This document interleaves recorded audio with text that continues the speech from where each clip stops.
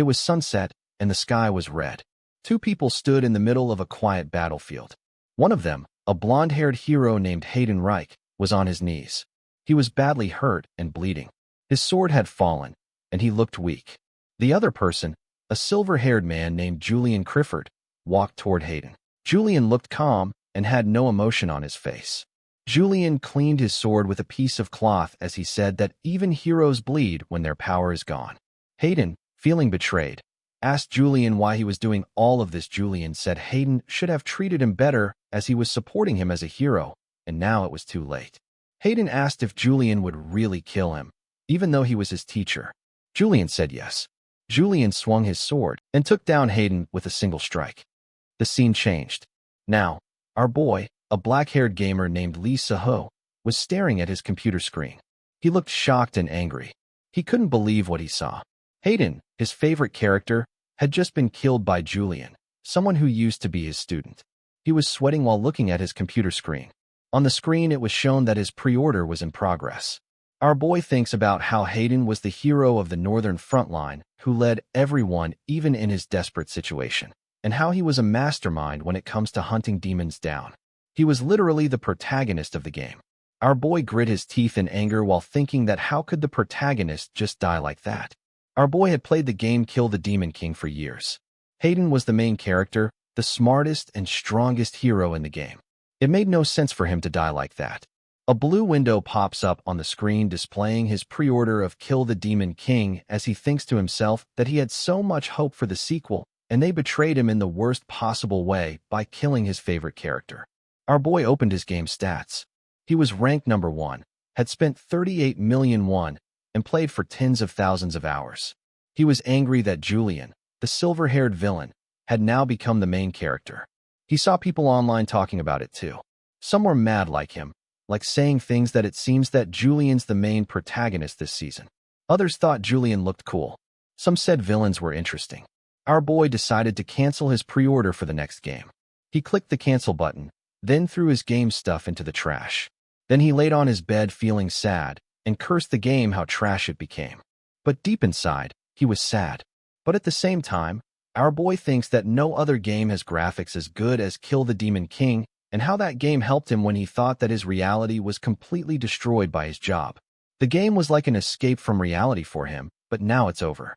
He looked at a small flower near his window. He sits and starts watering his orchard plants while shading his game. Like how old people love to grow orchards because they don't grow up to become like any stupid game that disappoints them. Suddenly, an email popped up on his screen. It was from the game company. They asked if he canceled because of the story.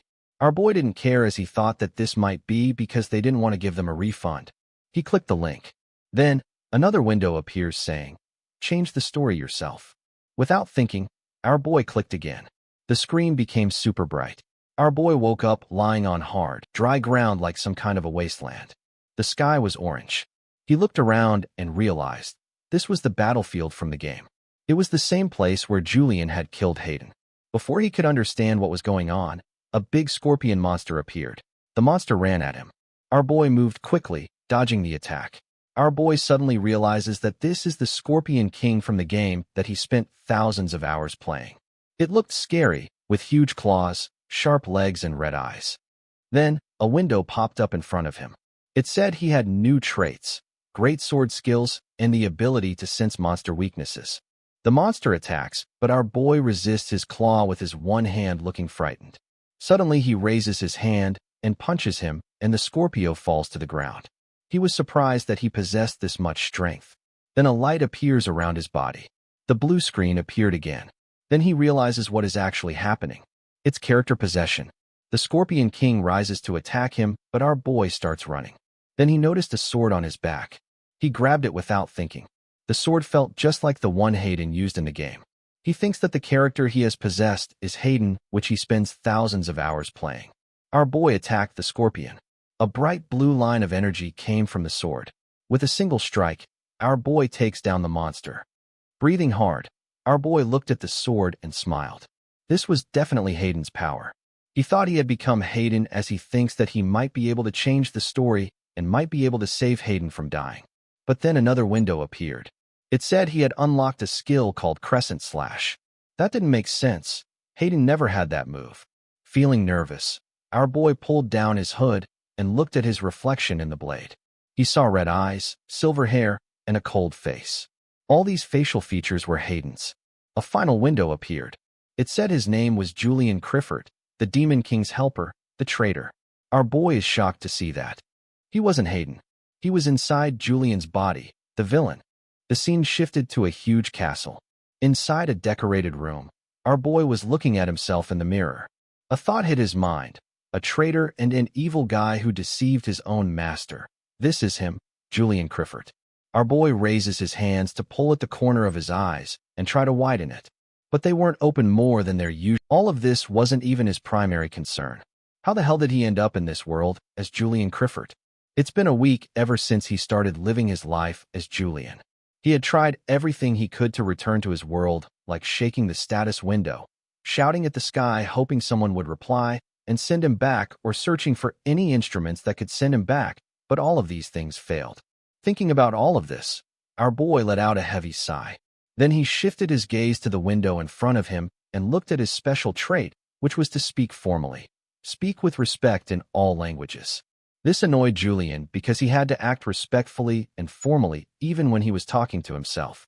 Despite all of this, he couldn't help but smile because at least he looked pretty handsome.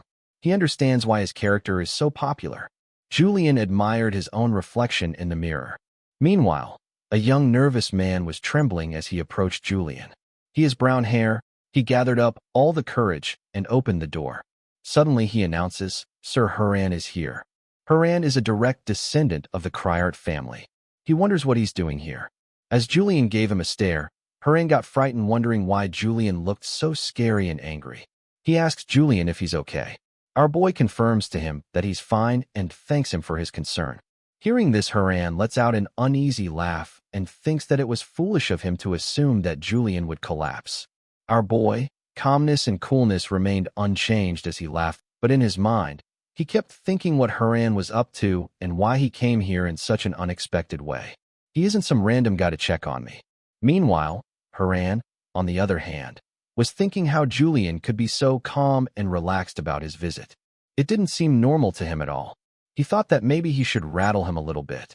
Haran smirked and spoke in a casual tone. "Julian, I heard a rumor that you've lost your memory." Our boy gets shocked hearing this. But quickly he connected all the dots while resting his hand on his chin. Maybe that was the reason everyone was calling him when he was acting strangely to get to his real universe. That might have seemed suspicious to others. Our boy's gesture suddenly got noticed by Haran.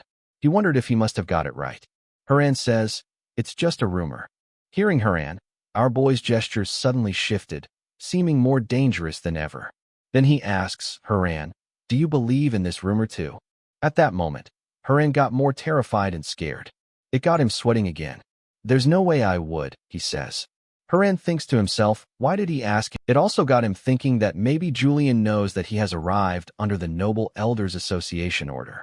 Haran takes a deep breath and tries to convince Julian that there's no need to believe any of those rumors circulating among maids at all. And there's no need to take it seriously as well. Then Haran tells Julian the real reason he has arrived, which was that the Elder Association had a message for him, and they told Haran to deliver it. Upon hearing the name of the Elder Association, Julian recognized the weight behind them. It was created by the nobles. They have always regarded bloodlines as very important. Those who place importance on lineage. Julian is a collateral family member.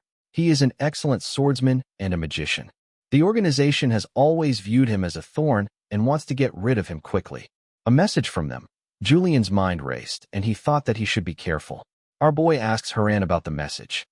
Haran hesitates a bit, then says that Julian needs to participate in the Shut-Eye entrance test as an instructor. Julian thinks about it. Shut-Eye is a very important group that secretly does all the missions inside the palace but acts as guards. They are an organization where people with incredible martial forces gather. Julian is also a part of the Shut-Eye, and people who look down upon him choose him, which seems suspicious to him, and he wonders if he should listen to their request in the first place. Haran smiles as he thinks that normally Julian is able to recognize his Elder Association tricks and try to avoid them. He starts thinking about how to convince him. Before he could formulate a strategy, our boy responded yes. that he would go as a supervisor. Haran is stunned and confused to hear this. His eyes widened in disbelief. He tells him that his injury is too much for him to participate in, but Julian tells him that it's about to be healed as he removes the bandage off his head. Haran panics because he realizes that Julian is serious. The speed by which Julian accepted the offer was beyond suspicious for Haran. He wanted to curry some favor. As Haran starts to leave because he has no idea what Julian is going to do after this, Julian stops him. His tone sent a shiver down Haran's spine. Haran turned around to say something, but before he could say a word, Julian handed an orchid pot to him with a cheerful grin and looked at him with evil as hell. Haran leaves the room, feeling defeated. Even his legs started shaking to the point where he fell on his knees due to panic and thinking about the nickname of Julian, who was a smiling executioner. On the other hand, Haran inside his room thinks that he has dealt with one of them as his room is full of orchids and now he's trying to get rid of all of them. Then he thinks to himself that someone might be waiting for him, so he needs to prepare. He grabs his blade and says that as he's Julian now, so he should not act stupid because Julian would keep a blade with him. He opens his closet and says that Julian's style of clothes is crazy and he hates it, but he has to get dressed perfectly so that he won't draw any attention. So he grabs a white coat. He opened the door and told Haran that he was ready and couldn't wait to get to the interview. They went on a carriage. Haran tells Julian that the enrollment tests for Shut-Eye will be carried on training grounds of Vale Academy. Julian thinks about how Vale Academy wasn't a significant place in the game, but he still remembers. After a brief moment, our boy asks Haran about the Vale Academy, which catches Haran off guard because he thought that Julian was already familiar with that place since he is from that academy. Our boy's mind went blank for a moment, and to cover up his mistake, he said that he wasn't aware of that fact as it's been really long and he's sure that it has changed a lot in these years. Haran says that a visit to the academy might be a bad place to visit. What if someone from that time finds Julian? The carriage comes to a stop. The carriage driver tells both Julian and Haran that they have finally reached the Vile Academy. Julian looks outside at the beautiful building of Vile Academy. Julian says that this academy is surely larger in real life than it was in game. Haran asks him what he just said. Our boy covers up by saying that even the graphics of the anime can't beat the beauty of Vile Academy. Haran looks at him suspiciously. Haran wonders how scary Julian really is and how he is scheming to be like it. Julian gave a look to Haran, who was sweating. Julian wondered, isn't he too afraid? I kind of feel bad. Julian says that he can leave if he wants to and also thanked him for escorting him to the Vile Academy. Haran says that he will be here as he wants to see how the tests would run. Julian looks him dead in the eye as he thinks that Haran wants to get out of this place. Julian also sees an ominous aura over Haran's head. He was also kind of shaking and seemed terrified. At first, Julian thought that maybe it's mana. But it can't be Haran's mana. Maybe it's an emotion. Or maybe it's fear itself. Haran asks Julian why he keeps looking at him in the strangest way. Julian opens up his status window that says that he is sensitive to negative emotions that are directed towards him, and he is able to judge emotion by the color of negative emotions aura. Haran's wonder why Julian is pointing towards him like he did something wrong. Now that Julian thinks about the fact that this character has always been pro at knowing other people's emotions in the game too. He was also really good at utilizing other people's fear. He was able to win a fight without having a proper fight because of this ability. He also uses anger so that his opponent would make more mistakes than they usually ever will. Everything made sense to him now. With this realization, Julian turns back to Haran and analyzes him fully and thinks maybe Haran isn't leaving him due to his ability. Maybe he is scared, so he's sticking around to keep an eye on me. Maybe the Elders Association ordered him to keep an eye on our boy. Our boy gets lost in his thoughts as he tries to guess what the Elders Association wants to do as they consider him a thorn in their side. Julian thought that his character was very infamous in the game, so it makes sense that the Elders Association wants to get rid of him. So they started to spread rumors against him like he has lost his memory to get rid of him. As this might be the perfect time for the Elders Association to get rid of our boy. And of course, Julian won't let this happen at all. He needs to survive all of this chaos and make his way to his world. He starts thinking about his next move. Someone bumps into him and apologizes. When that stranger opens his eye, he sees Julian staring and smiling at him. And since he has a villain face, the stranger falls to the ground and starts screaming in panic and says, "Julian, His outburst quickly drew the attention of all the other students standing there. As soon as they spotted Julian, they started to panic even more that why the crazed dog of the royal family is here. They all starts assuming that the stranger who bumped into Julian is done as he has made the biggest mistake of his life. Even Julian hasn't done anything yet. Not only the students were having these thoughts, Haran was also panicking. He rushed forward and pleaded with Julian to leave the stranger as he's just a student. Julian makes a fist. In the mind, our boy thinks that he hates Julian too as he killed his favorite character in the game. Everyone around him has intense fear of him as he is Julian now. How is he supposed to get angry at this point? He just wished that Julian could have been a lot more nicer or treated people in a better way so that the people surrounding him wouldn't look at him with fear. Suddenly a girl with long, beautiful black hair wearing high heels arrived. She stands in front of Julian. Julian recognized her as a woman named Eileen Donachian, as she's one of the main characters in the name Kill the Demon King. She is an instructor in the Vile Academy who is affiliated with the Adrathan Empire's Mage Tower. She is a very strong and intelligent magician who can even handle the metal element of the 5 elements. She is 5th tier at the age of 24. Julian suddenly recalls her from the game. She even gives Hayden tons of valuable advice in the game. Our boy wonders why Eileen has arrived here to greet him. Like, do Julian and Eileen know each other by any means? Julian, something unusual caught his attention. A strange aura was surrounding Eileen. He wonders whether it's fear or anger. Then he notices that it isn't fear or anger at all. It's resentment. He wonders what Julian has done that has made her angry. As Eileen is a really strong magician, he shouldn't do anything that might find her suspicious. He thinks that he should come up with an idea to handle the entire situation quickly, and he asks who gives halflings such as her permission to talk to him. The words turn Eileen's face ice cold. The atmosphere surrounding it dropped several degrees. Julian starts crying internally. He curses himself as all of this problem is caused because he's Julian. He reaches for his blades and asks her if being halfling also means that she only has half of her hearing. So he decides to lean into the role of the villain. Then he taunts again, asking if she knows what kind of noise a person makes when they die. Julian steps forwards as he laughs internally, saying she must be scared and he can calm her down. His villainous smile only widens. But then suddenly, Eileen gave an opposite reaction as she released her yellow mana. A strange yellow energy erupts from her body. She warns him by saying that this isn't a way one should act in front of professors and students, as it's an act of violence against an entirely vile academy, which isn't allowed at all, and she won't forgive him for it. This terrified Julian. Then Eileen tells our boy to prepare himself, as she's going to attack him, and she won't be an easy opponent for him. Julian knew that he would lose in the fight, so to back out of it. He made an excuse that he was just trying to back out after scaring her as a villain.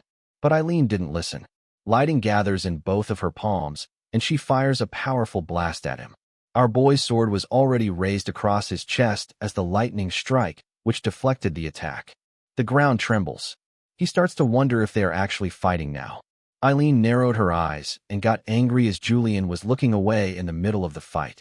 Eileen looked back at all the students and ordered them to stay away from the fight as it can harm them. All the students trembled and they quickly ran away from the ground for the sake of their own safety. Haran starts wondering what is going on. He regrets that he should have listened to Julian when he ordered him to leave this place. As Eileen was distracted by the students, Julian took advantage of this opportunity and said that she should not look away from him as he raises his sword. Eileen used her magic as a barrier, but it only lasted a few seconds. Eileen gets embarrassed and ashamed. She suddenly sticks her hands out and strikes another lightning bolt towards Julian. But he blurred in and out seeing her attack and tried to dodge it and leap back into the distance. Julian thinks that those attacks were really dangerous and effective, as if she was putting her emotions into it. Regrets ran across Eileen's mind as she didn't think that her attacks would be this much fatal, as Julian was able to dodge and ran away from each of her attacks, which she didn't expect at all. At one point in her life, Eileen thought of Julian as an ideal noble. She also admits that he played his role perfectly. That thought sent her back into a memory when she was still a student at the Vale Academy, and all the girls were impressed by him, and they used to fawn over him, saying that he's more charming than any of the other nobles. Even Eileen, who was just a freshman student back then, was also taken away by his look. She used to think of him as a super cool student. Not only did he have a lot of connections, but he was also regarded as a rising star of the Empire with his swordsmanship. She tightened the grip on her book and says that whenever she looks at him, she gets hope that the fact she from a collateral line won't hold her back. Back then she couldn't tell apart respect from love as she handed him a love letter. Her hands were shaking. She put so much feeling into it, but in the end, she got rejected. That's a stupid memory of hers that slips through her mind every day. Reminiscing through all those memories, she charges up a huge lightning palm between her hands to hit Julian. He steps aside again. It would have hurt him real bad if he hadn't. This really frustrates Eileen as she has missed another shot. Our boy wonders why Eileen's face is so red and full of anger. He thinks that maybe he should wrap all this mess quickly. Our boy moved like a gust of wind in an instant, and when Eileen turns, it's too late. Before she could even turn back, he hit her in the back of her head with the hilt of his sword and said that they should stop playing around. Eileen cries as she asks him what he is doing and why he is looking down upon her. He could have killed her if he wanted to by using his Moon Knight sword when he knew the opening. She felt enough mana radiating from his body, so still he didn't kill her. He smiles and says that she really wants to know. She mistakes him and immediately gets the thought that maybe he has acknowledged her feelings. She even starts to blush. Julian simply shrugged and then pointed at Haran, who has been lingering in the background because this is Haran's first time here. He had no idea where the testing grounds were, and everyone else was too scared of him to tell him. Julian says to Eileen as she knows the truth now, so she should be leading him now as she's a halfling.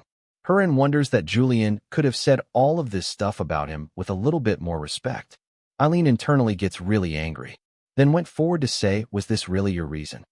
As our boy starts moving in the opposite direction from Eileen, he says that Moon Knight's sword is really special to Julian in the game, and Eileen must be referring.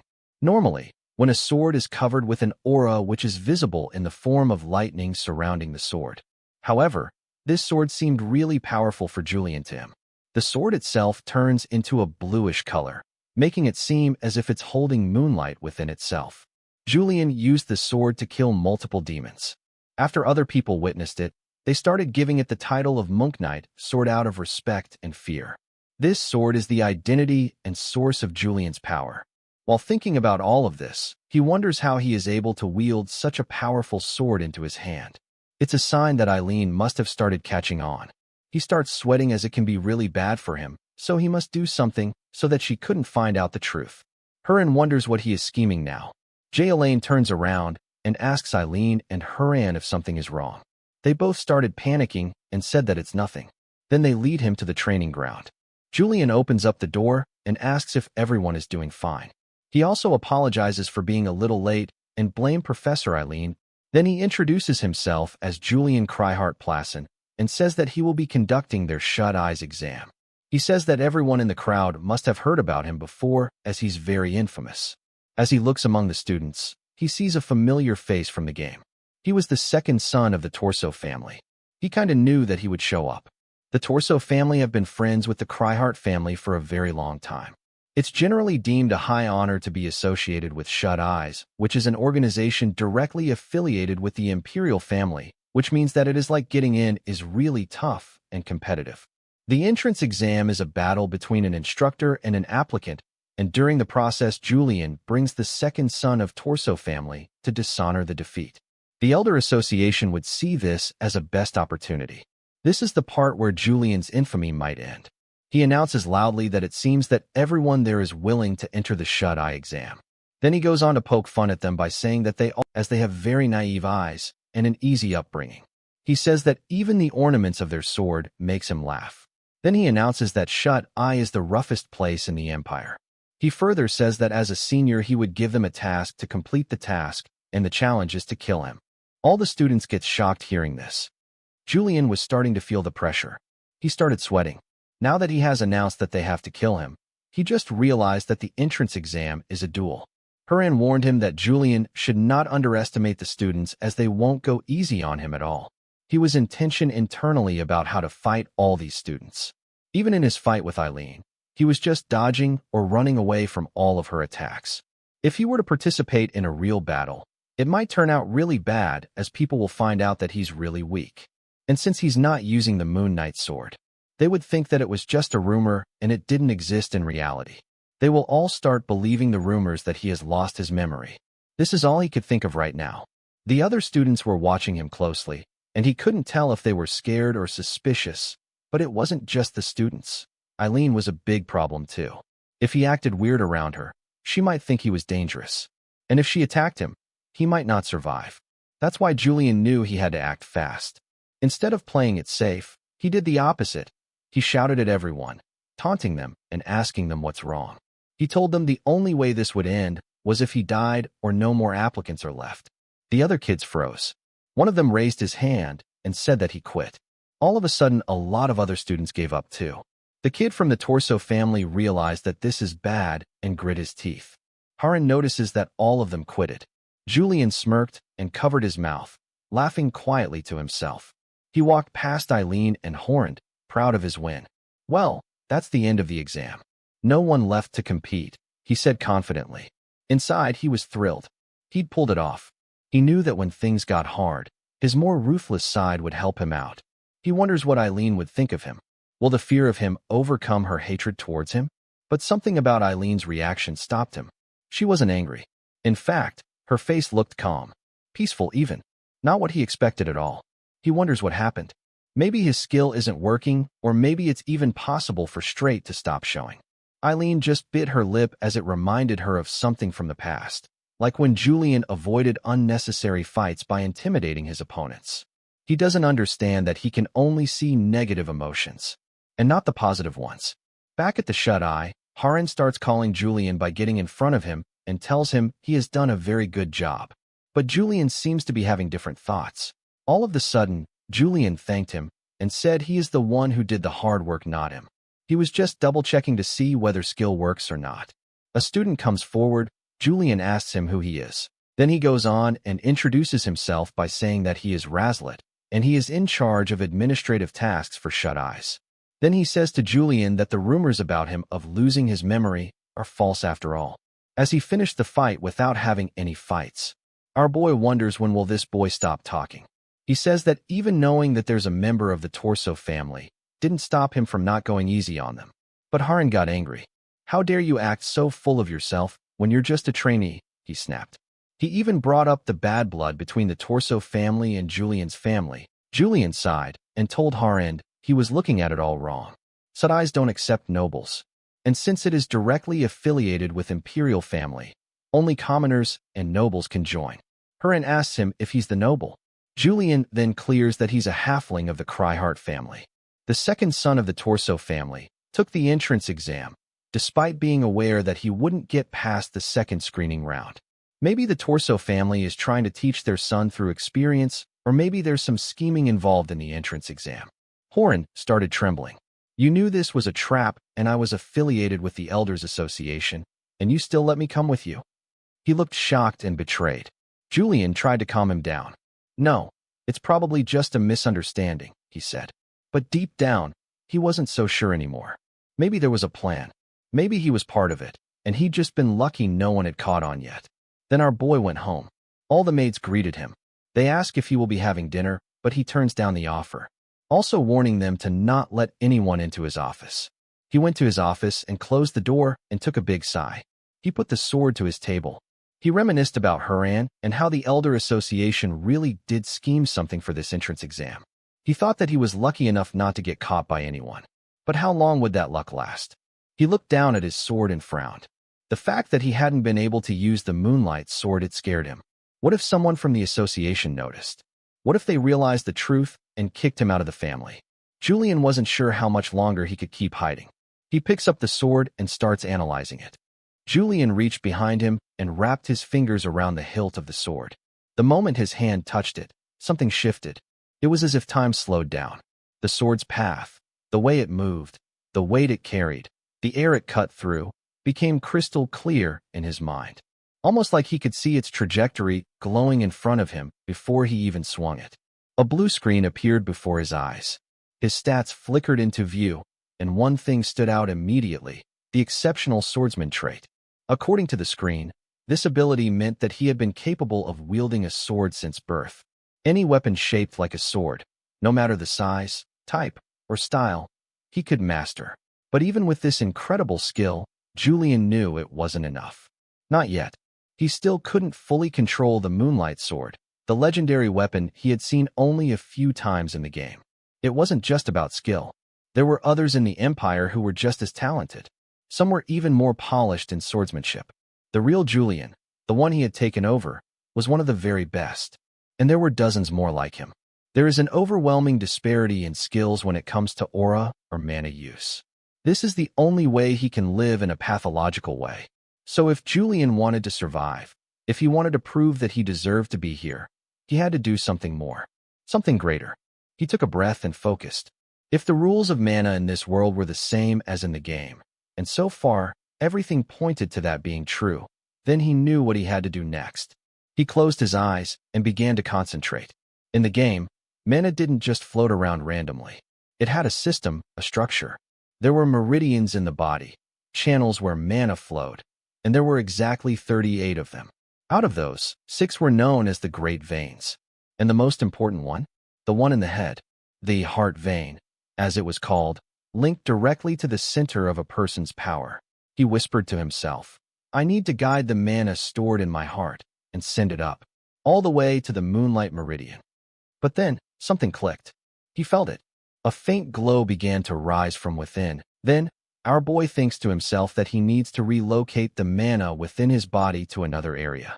As our boy attempts this, he finds the resistance much greater than he expected. However, Julian possesses the ability to overcome it. Soon, the sword begins to glow with a faint blue aura. Seeing this, Julian assumes it's a success. But then, a system window appears, stating that the moonlight sword is incomplete. Julian realizes that although the sword has materialized, its form is weak. At that moment, our boy notices the faint image of a crescent moon embedded within the blade. Julian, though slightly disappointed, is relieved to see that at the very least, the moon has dawned on the first day. The next morning, Julian stood in the academy's training yard.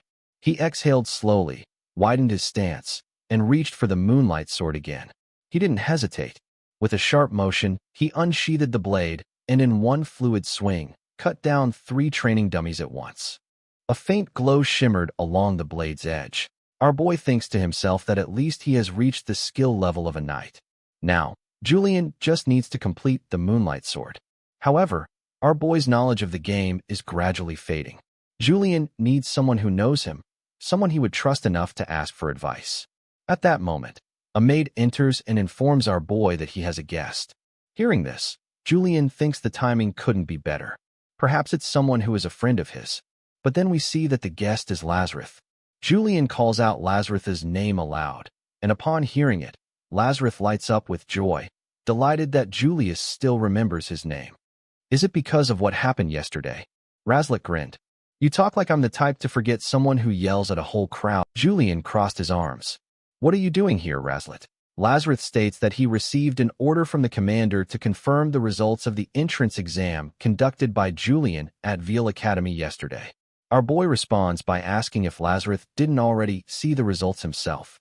Lazarus explains that receiving the results directly from the interviewer and delivering them is part of the official procedure. Hearing this, our boy thinks to himself that the shut-eye organization is pretty inefficient.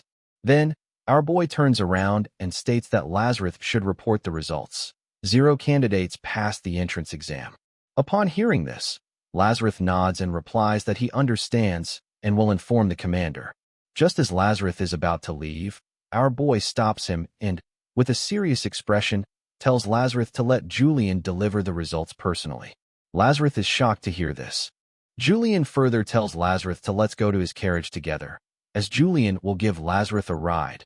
Lazarus is stunned to hear this. Scared, Lazarus inquires, did he make a mistake? This must be because of yesterday, right? Julian tells Lazarus no, it's nothing. Our boy thinks to himself that he is just being considerate because he thought Lazarus might feel uncomfortable going back alone. But since it have come to this, our boy wonders should he go for Lazarus' advice. But our boy thinks that the Shut-Eye's commander sure knows Julian very well, and Julian will make it so that the Cryfart family can never scheme anything when Shut-Eyes is related by putting in a word. Inside a grand, golden building, its walls shimmering with light and marble, suddenly, the heavy door to the commander's office burst open. A staff member came rushing in, face pale, panic in his eyes. Commander, Commander, we have a problem. The man seated behind the polished desk didn't even look up right away. He let out an annoyed sigh. What is it this time? He says that Julian Cryhart has come over to meet him. The commander raised his eyebrows after hearing the name of Julian. In the Adderton Imperial Palace, we see Julian smiling. The main setting of the game, Rosenda Continent, is ruled by 3 powerful nations. Among them, the strongest nation is the Adderton Empire where Julian is currently. After the Demon King Barbados was sealed, the ruined nations were swiftly annexed through a powerful monarchy, making it an absolute superpower. And it proves that power is none other than the magnificent Imperial Palace. Our boy loved this place when he used to play the game. Razlet wonders why he is smiling. It seems so scary to him. He wonders that normally, Julian even visits someone in person directly or sends a servant. But now he has arrived to visit the commander of Shut-Eye directly with the apprentice like him, which really seemed odd to him. All the other people surrounding them also find it really odd that Julian has come over to meet the commander of Shut-Eye. People were whispering things like if he was injured, then still why he came, or maybe his memory loss was just a rumor. Razlet felt like he was about to faint. Julian says that he loved the scenery of the Imperial Palace. Razlet agreed with him. The scene shifted to the first gate, Jyajkian Gate, which is open to everyone. Razlet wonders why Julian is saying all this stuff, because this is a known fact about Shut-Eyes. He wonders what if all of this is part of a test. He looks at Julian and wonders that he is giving him a condescending expression, which means that a lowly apprentice like me needs to take another test. If he doesn't guide him properly, he might end up in his list of failures. He felt like this game is larger than it seems. Our boy asks Razlet if he's doing well. He replies by saying that he isn't sick at all as good health is an extremely important thing for the Shut-Eyes. As they arrived at the place, Julian got super happy. Razlet asks him if he passed the test or not. Julian got confused. Razlet asks that wasn't this all part of the test for him. Julian asks why he would be testing him. Razlet gets teary eyes, more like the tears of joy, and says that it means that he has become a fully qualified member of the Closed Eyes. Our boy wonders why Razlet is asking such questions. Razlet thanks him and leaves him. Julian kept wondering what got into him and why he was so weird. One of the guards calls him and says that Commander Ordwin has announced that he wants him in. Julian gets excited to meet him. Commander Ordwin is a sole heir of Ballader family. His strength and leadership were enough to secure the crucial position of commander. He is a Closed Eye member who follows the Imperial family and can only be unified and led by him. Julian wonders what kind of charisma he might have. He gets a little nervous. Getting close to the door, he loudly says, "Commander, I'm coming in." The commander allowed him to come in. Then we saw a lady with long hair sitting on a seat. She is Commander Ordwin. She says, "Julian, come in. It's been a while."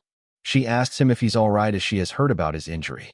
Julian gets scared for a moment as he didn't know that she's the commander of Shut-Eyes. He remembers that he was told that she's small, but never thought that they mean this much small, especially because she looked more like a woman than a girl.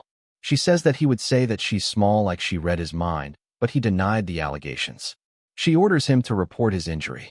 He wonders how to explain it as Commander Ordwin isn't someone who takes things lightly, and if he messed something up, he might get suspended. Our boy wonders that even the real Julian would have shown respect to Commander Ordwin, so he should too. So he thanks for her concern and says that this injury wasn't minor at all, but it is also not enough to hinder his loyalty to the Imperial family. Commander Ordwin gets shocked for a moment as she didn't expect that he would talk in such a polite manner. Commander Ordwin Ballader leans toward Julian, telling him that this feels very unfamiliar. Julian realizes that Ordwin is suspecting him, and he internally panics, wondering what the original Julian might have done to his superior. Deciding to act like a proper villain, Julian grabs Ordwin's staff and asks if there is any problem. This annoys Ordwin slightly, but she turns to move back, saying that it's quite unusual for Gamma's eyes to come to headquarters. She adds that even if he did come, he would normally just finish his report and leave without saying anything. Sitting down in her chair, she remarks that Julian has suddenly become diligent. Deep down, Julian thinks that the original Julian must have at least known how to distinguish between public and private matters in Closed Eyes, but he realizes he underestimated him. Stepping closer, Julian mentions that he thought Ordwin took a long break from work because of her injury and states that he came personally to report about that as well. However, Ordwin doubts his statement, so Julian decides to boldly push forward just like the original Julian would have. As a result, he asks whether she is even going to control who enters the office. Ordwin frowns, thinking that he's rebelling right after returning. Then she says she's heard that his head hasn't been working properly since the injury, but to her, he seems quite well. Julian grows furious at her words, thinking that she isn't just any ordinary person to speak to him like that. Next, Ordwin asks if there was anyone useful in the recruitment test. Julian says there wasn't, and Ordwin admits she expected that. She points out that Julian is the disciple of the sword saint Hayden Reich, so average skills must look laughable to him. Still, she presses him to say whether there were at least a few skilled enough to take as apprentices. With a straight face, Julian gives her the same answer. Holding the document, Ordwin asks if he didn't select even one candidate, and Julian calmly confirms. With an irritated expression, Ordwin asks why, but he remains silent. She repeats her question and then yells, demanding to know if he's lost his mind. She reminds him that Closed Eyes is short on manpower and they need to fill ranks. Even one more person would help. Julian counters that they can't just accept people randomly because of a shortage. He firmly states that all the applicants this time were unfit for Closed Eyes. Ordwin protests, saying some might have been useful if he had taken them as apprentices to test them. But Julian mentions that they didn't even qualify for apprentice positions, though internally he admits he simply avoided the sparring. Annoyed, Ordwin calls the entire matter pointless and orders him to get out of her sight immediately. Julian softly laughs and says he has a proposal. Ordwin, curious to hear what nonsense he'll say now, watches as Julian takes an envelope from his coat and places it on her desk. He mentions that he's identified and organized the problems with the recruitment test through sparring. Ordwin curiously opens and reads the document, while Julian explains that all the candidates lacked a sense of alertness about Closed Eyes. Ordwin calmly agrees that it's necessary to understand what kind of organization one is joining before applying. As she continues reading, she hopes this isn't something trivial. Suddenly, she notices the line stating that if one applies for the recruitment test, Closed Eyes won't be responsible for any accidents that occur. She assumes this means Julian intends to spar with lethal intent and asks if that's true. Julian only gives a short laugh. Hearing no answer, Ordwin believes she's right. She notes that Julian holds a high position in Closed Eyes, second only to her. She reflects that he's never interfered with internal regulations before. After thinking for a while, she asks if this is the reason he didn't select anyone, because he was afraid someone might get hurt. Julian smiles and confirms, saying that those chosen through flawed tests are completely useless. He reminds her that they are a royal-affiliated organization and that tarnishing the royal name is unforgivable. Ordwin instantly replies that she understands. She shakes her head, saying that when it comes to the royal family, he becomes so talkative. She agrees to submit the report to the council, but doesn't promise it will be approved. Julian thanks her and turns to leave, but Ordwin suddenly tells him to wait. She mentions that a letter from the royal secretariat has arrived at his office. Julian smiles, acknowledges her, and leaves. Afterward, Ordwin grows worried, thinking about his statement that Closed Eyes won't be responsible for accidents. She realizes this means that even if a candidate dies during the test, it would be forgiven under royal protection. However, that won't change the nature of the recruitment test. She notes that from the start, only fallen nobles and politically neutral commoners are allowed to apply to Closed Eyes, as those without power are easier to silence, and Julian must know that as well. Thinking deeper, she concludes that he made this proposal because he must have realized the Elders' Council and the Torse family tampered with the test. She assumes this is Julian's way of striking back, signaling that he's seen through their schemes and won't let it go easily again. She believes Julian is making a bold move to strike the Elders' Council directly. Calling one of her servants, she orders him to deliver Julian's proposal to the council, and the servant obeys. Ordwin sighs, recalling that before Julian's injury, he barely obeyed royal commands. He was an emotionless beast who held no grudges against his superiors. Now, she wonders if he's broken free and begun to form his own sense of self. Frowning uneasily, she believes he'll be a headache, but decides to keep an eye on him nonetheless. Now, Julian stands right in front of his office door. Sherhu is stunned to have made it all the way to Julian's office in the Closed Eyes headquarters.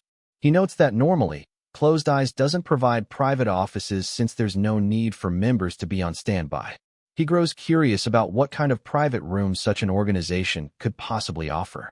However, upon entering, he finds expensive clothes, creepy decorations, and luxury items that have nothing to do with work. Sherhu admits that it's even worse than Julian's house. The items in the office look ridiculously expensive, and he really can't bring himself to like Julian because he has the worst taste. While walking through the office, Sherhu steps on something again. He complains to Julian, saying that if he isn't going to take care of things, then why did he buy them in the first place? Suddenly, someone knocks on the door, and Julian grants permission to enter. It's Lazarus, who greets Julian and mentions that he's come to deliver a letter from the imperial family. Meanwhile, Julian thinks to himself that he sees Lazarus every single day. Lazarus hands him an envelope, and as Julian holds it, he realizes that this must be the letter Ordwin mentioned earlier. When Lazarus excuses himself to leave, Julian immediately stops him. He orders Lazarus to load the sculptures onto the carriage he used to come here and adds that they shouldn't be heavy. Lazarus freezes, asking if Julian really means for him to carry all of this. Julian confirms it with a smile. Lazarus begins to sweat, thinking he can't believe he's been given work again, but then quickly beams, thinking he won't be a trainee much longer. He firmly acknowledges the order and says he'll move everything right away. Julian, observing him, thinks that Lazarus is making that weird face again. Lazarus happily carries an item, but as he moves forward, he steps on something and falls flat on the floor. Julian sighs, thinking Lazarus is quite noisy, and starts to say that he's going to throw them out, but Lazarus apologizes in fear. Julian pats his shoulder, telling him he doesn't need to be so nervous, and thinks he should try calming him down with a joke. However, with a serious face, Julian says that cleaning up would become a problem if he dies here, and then suggests he start moving the items. Lazarus hurriedly acknowledges, while Sherhu quietly thinks to himself that Lazarus is only scared because he's currently in Julian's body, and that's to be expected. Sherhu decides to read the letter. He notes that the seal on it belongs to the imperial family, just like in the game. As he starts reading, he realizes the letter is addressed to him. He's surprised to see that he can now read the Empire's language. The letter basically says that if he has recovered, he should return to work. He scoffs, thinking they're treating him like a slave. They just sugar-coated the order. Still, he isn't complaining. He believes getting field experience is important right now, especially since he hasn't found any clues about the moonlight sword yet. The letter states that his mission is the restoration of a resonance stone. Sherhu explains to himself that in the game Kill the Demon King starting now, there exist monsters known as demons. After the demon god Barbados died, his remains either parasitized living beings or manifested into physical forms. Those became known as demons in this world. These demons began attacking humanity, and the items used to eliminate them are called resonance stones. The stones are considered the great legacy of ancient mages. Sherhu wonders how they were able to create such stones using mana. Since he isn't a mage, he realizes his role is to protect the mage responsible for restoring the stone. Although he sees no reason to refuse the mission, he knows there's a risk involved in fighting demons. He believes that if he succeeds in this mission, the recent suspicions and rumors about Julian will fade. However, he's curious to know who the mage he'll be protecting is. Handling a resonance stone requires skilled magic users, so he hopes it's someone competent. Meanwhile, somewhere else, Eileen stretches at the Adrathan Imperial Palace. She complains that even after becoming a professor, she still has to write a thesis. She wonders if this is what a mage's life is, constantly proving oneself, but admits that the imperial family is extremely demanding. Suddenly, someone taps her shoulder from behind. When she turns, she sees Diana, who asks what she's doing there. Eileen greets her warmly and asks how she's been. Diana remarks that Eileen has become quite busy as the youngest professor. It's hard to even see her these days. Eileen blushes, telling her she doesn't need to flatter her like that. Diana then asks if Eileen has some free time, as she wants to take her to a tea party. Eileen's face turns pale as she hurriedly says she doesn't have time. She needs to work on her thesis. Diana laughs and comments that Eileen is still as diligent as she was during her student days. Eileen sulks a little, but Diana then points toward a carriage, asking if that's Senior Julian's carriage. When Eileen looks, she realizes Diana is right. She sees the crest on the carriage, which is only used by collateral members of the Kifford family, meaning it's Julian's carriage. Diana comments that he was on the verge of death before, and now he's back again. Eileen tries to act indifferent, but Diana smirks and teases her, asking if she still has feelings for Julian. Eileen quickly denies it, saying she doesn't know what Diana is talking about. Her body trembles with embarrassment when Diana brings up an old memory. How Eileen once confessed her love to Julian under the king cherry tree on the hill behind the academy after hearing a rumor back in college. Eileen yells in frustration and suggests they both go to the tea party together instead. Diana chuckles, reminding her that she just said she was busy. Eileen awkwardly fake laughs, saying she's actually free now. Diana smiles and tells her that back in college, everyone had a crush on Julian. Eileen feels grateful for her words and admits that Diana is right. She also reflects that Julian was a completely different man back then. He changed after joining Closed Eyes and returning from the Northern Front. Diana suggests that Eileen should greet him, but Eileen firmly says she doesn't like him anymore and doesn't want to face him for a while. When Diana asks why, Eileen shows her an envelope, explaining that she won't be staying in the palace for a while. Diana looks amazed, wondering if it's from the imperial family. Eileen confirms, saying that they've given him a mission, the restoration of a resonance stone. Many escort knights are stationed in position, and one of them wonders if someone important is arriving. Another confirms, saying that the Blue Lion Knights are accompanying the Closed Eyes on this mission. They've even heard that Julian himself is personally joining them. The first knight is shocked. He's heard rumors that Julian had lost his memories. The other knight agreed. They both conclude that assigning this mission was the right decision, as public opinion is now turning in their favor. Two knights approach Julian and thank him for accepting the mission. One introduces himself as Fern, while the other introduces himself as Heinrich. Julian praises their efforts and instructs them to safely escort the mages to Julian. Internally, Sherhu feels uneasy at the thought of encountering demons during the mission. The two knights then suggest that Julian travel by carriage and leave the escorting duties to the Blue Lion Knights. However, Sherhu quickly realizes that this isn't for Julian's convenience. He recalls that the Blue Lion Knights are an imperial regular unit, and unlike the Closed Eyes, most regular knights consist of nobles. He concludes that they simply don't want someone from a branch family to take the lead over nobles. Frustrated, he complains inwardly that in novels, people who end up in another world live good lives, but here he's stuck in the body of a villain. Still, he admits that traveling by carriage sounds more comfortable, so he agrees to their suggestion. The knight sighs in relief. Heinrich acknowledges the decision and says he'll inform Eileen once she arrives. Julian, however, coldly asks who she is.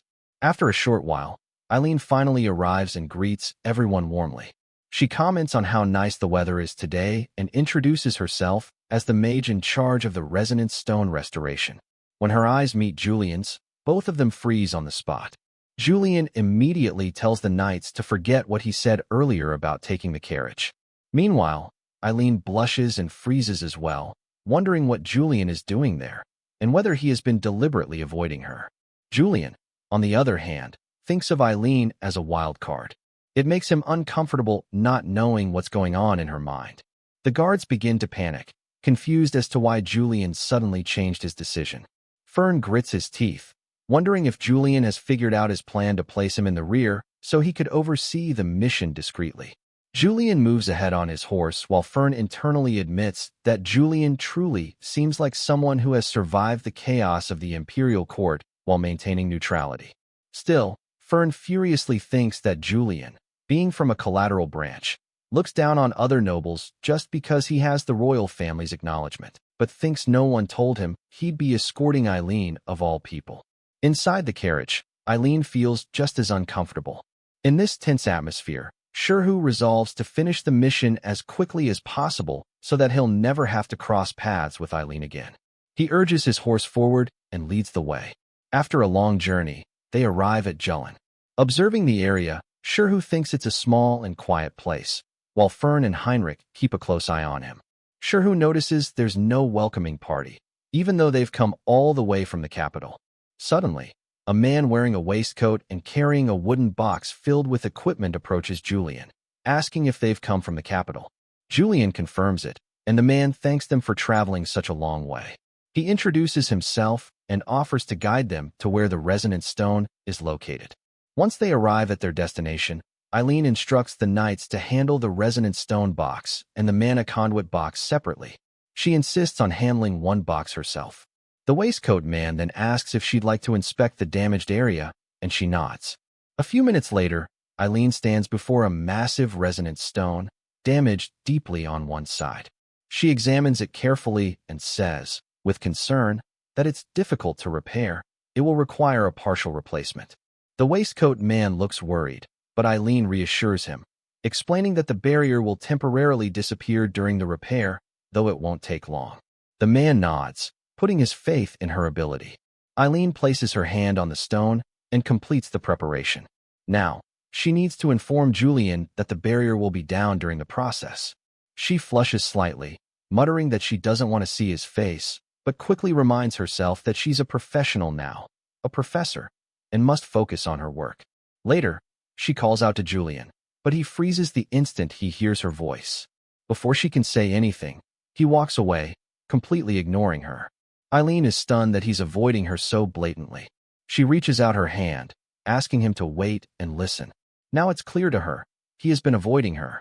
She wonders why. Could it be because he knows she still cares? Furious, Eileen grabs his arm, reminding herself that they're on official duty, and decides to confront him directly. She finally asks why he's avoiding her. Julian pulls his arm free and replies that she's been persistently following him. Eileen blushes and freezes, thinking he's unbelievably bold and annoyingly confident for saying something like that with a straight face. She yells that this isn't what's important, but Julian smirks and asks what is important, teasingly calling her Miss Stalker. Eileen gets angry, shouting that she's been holding back this whole time. But before she can continue, both of them suddenly sense something terrifying, a sinister presence approaching fast. The air grows heavy, and they realize the feeling is coming from demons.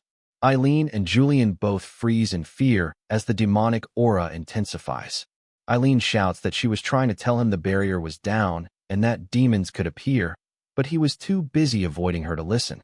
At that moment, Heinrich screams as he's struck by a demon and hurled against a wall. Sherhu turns toward the creature, his face drenched in sweat, and realizes with horror that it's a Type 2 demon. Sherhu becomes terrified at the sudden appearance of a two-horned demon. He admits that this is an unexpected turn of events. Suddenly, Eileen rushes toward Julian, asking about the situation, but Julian immediately tells her to stop because it's dangerous. The demon lets out a deafening roar, and Eileen freezes in fear at its overwhelming presence. She frantically wonders what she should do. She has no combat spells and can't use the resonant stone in this situation. The Type 2 demon roars again, summoning its underlings to attack. When one of them lunges at Eileen, Julian moves forward and strikes it down in an instant. He tells her to focus and not to be so shaken, saying that losing composure like this is disgraceful. He reminds her that they should each do their respective duties. Eileen should repair the resonant stone, and he will protect her. Eileen blushes in shock, her heart racing, while Julian teasingly asks if she's so scared that she's forgotten her job. Snapping out of it, she quickly runs toward the stone, shouting that the repair will take about 7 minutes. Before focusing on her task, Eileen calls out to Julian, telling him not to get hurt since she doesn't have any healing spells. Julian smirks and replies confidently that it would take much more than that to injure him. But deep down, Sherhu admits that he's terrified. He never expected his first real battle to be against a two-horned demon. Still, he refuses to run. With so many people watching, he can't afford to look weak. He doesn't want any new rumors to start or anyone to suspect him further. He thinks to himself that if this were the real Julian, handling a demon like this would have been effortless. Suddenly, Fern charges forward, leading his men with pride, shouting that the Blue Lion Knights will eliminate the two-horned demon. They swing their swords in unison, striking the demon and believing they can handle it through sheer force. Fern turns toward Julian with a mocking grin, asking if he's afraid of the creature. But then he notices Julian smiling. Sherhu reminds himself that right now, he is Julian. And in a situation like this, the real Julian would no doubt be enjoying it. Channeling that mindset, Sherhu activates his innate swordsman skill and charges at the demon. His strike lands, and he takes down the demon, shocking Fern and the knights. They stare in disbelief at the heavy damage Julian inflicted with a single strike. Feeling a rush of adrenaline, Sherhu can't help but grin. He's actually enjoying this. He leaps again, striking the demon a second time. However, before he can follow through, the demon glares directly at him with glowing eyes, and Sherhu instantly senses danger. The demon strikes him with brutal force, sending him flying. Thinking that he can barely breathe from the pain, gritting his teeth, he steadies himself, but the demon attacks again, slamming him into the ground with devastating strength. The knights stand frozen in disbelief. Julian, the infamous prodigy, was struck down. Fern laughs arrogantly, saying that a two-horned demon can't be taken down by one man alone. He begins to think this is his chance to take command and claim the victory for himself. Then, out of the smoke, a bright blue light flickers. The knight's eyes widen as Julian emerges, standing tall and unshaken, his sword glowing with a radiant blue aura. Fern and the others are stunned when they recognize it. It's the moonlight sword. Sherhu steps forward, a confident smile forming on his face as he activates his incomplete moonlight sword, ready to face the two-horned demon once more. The knights recognize the legendary moonlight sword, a weapon they had only heard about in rumors. Meanwhile, Sherhu thinks that even if this version isn't a quarter as powerful as the real moonlight sword, it's still more than enough as a handicap. He approaches the demon with the glowing blade in hand. The demon roars furiously, but Sherhu remains focused, calmly remarking that although the demon's movements are clumsy, its attacks are sharp, and he can see them clearly, because he is Julian now. He decides to test his new ability and activates the skill trait, Insight. When the demon swings at him again, Sherhu dodges every blow effortlessly, analyzing the creature's patterns and movements. The knights watch in awe as he avoids each attack with precision, while Fern stands frozen, terror and admiration mixing in his eyes. He finally admits aloud that this is truly Julian of the closed eyes. On the other hand, Eileen successfully completes the repair on the damaged stone and quickly shouts that the barrier will reactivate soon. The resonance stones rise into the air once more, glowing brightly and confusing the demon. Seizing the moment, Sherhu charges forward, declaring that the demon made a foolish decision. The demon freezes in fear just before Sherhu delivers a devastating strike. Eileen gasps in shock, and the knights are left speechless as the two-horned demon is completely destroyed. Julian slides his sword gracefully back into its scabbard. As the knights begin murmuring among themselves, Julian covers his face with one hand, thinking to himself in disbelief that it actually worked. As he walks past the knights, all of them tremble in fear, overwhelmed by his power. Feeling the tense atmosphere, Sherhu reflects that Julian truly is a villain, and that it's natural for people to fear such overwhelming strength. Suddenly, one of the knights steps forward, calling out to Julian. He grabs Julian's hand and thanks him sincerely, leaving Sherhu momentarily confused. The knight explains that they all thought they were going to die, and soon the rest of the knights cheer for Julian in gratitude, something Sherhu hadn't expected at all. Next, Fern approaches Julian and praises him for his incredible work. Julian simply tells him to submit the report on his behalf, admitting that he's not used to that kind of bureaucratic duty. Fern nods respectfully and accepts the task. As Julian leaves, Fern watches him go, thinking that Julian is truly different, on an entirely new level compared to other nobles. He even believes Julian might not be human, given how calm he remains after defeating a two-horned demon, and he means that in the most astonishing way possible. After a while, Sherhu reaches the riverbank and sits down on the grassy ground. He exhales deeply, murmuring that it was incredibly dangerous. His body starts trembling from exhaustion after everything he's been through. He realizes that real battles are far more brutal than he had imagined. He felt hatred, fear, and despair radiating from the demon firsthand.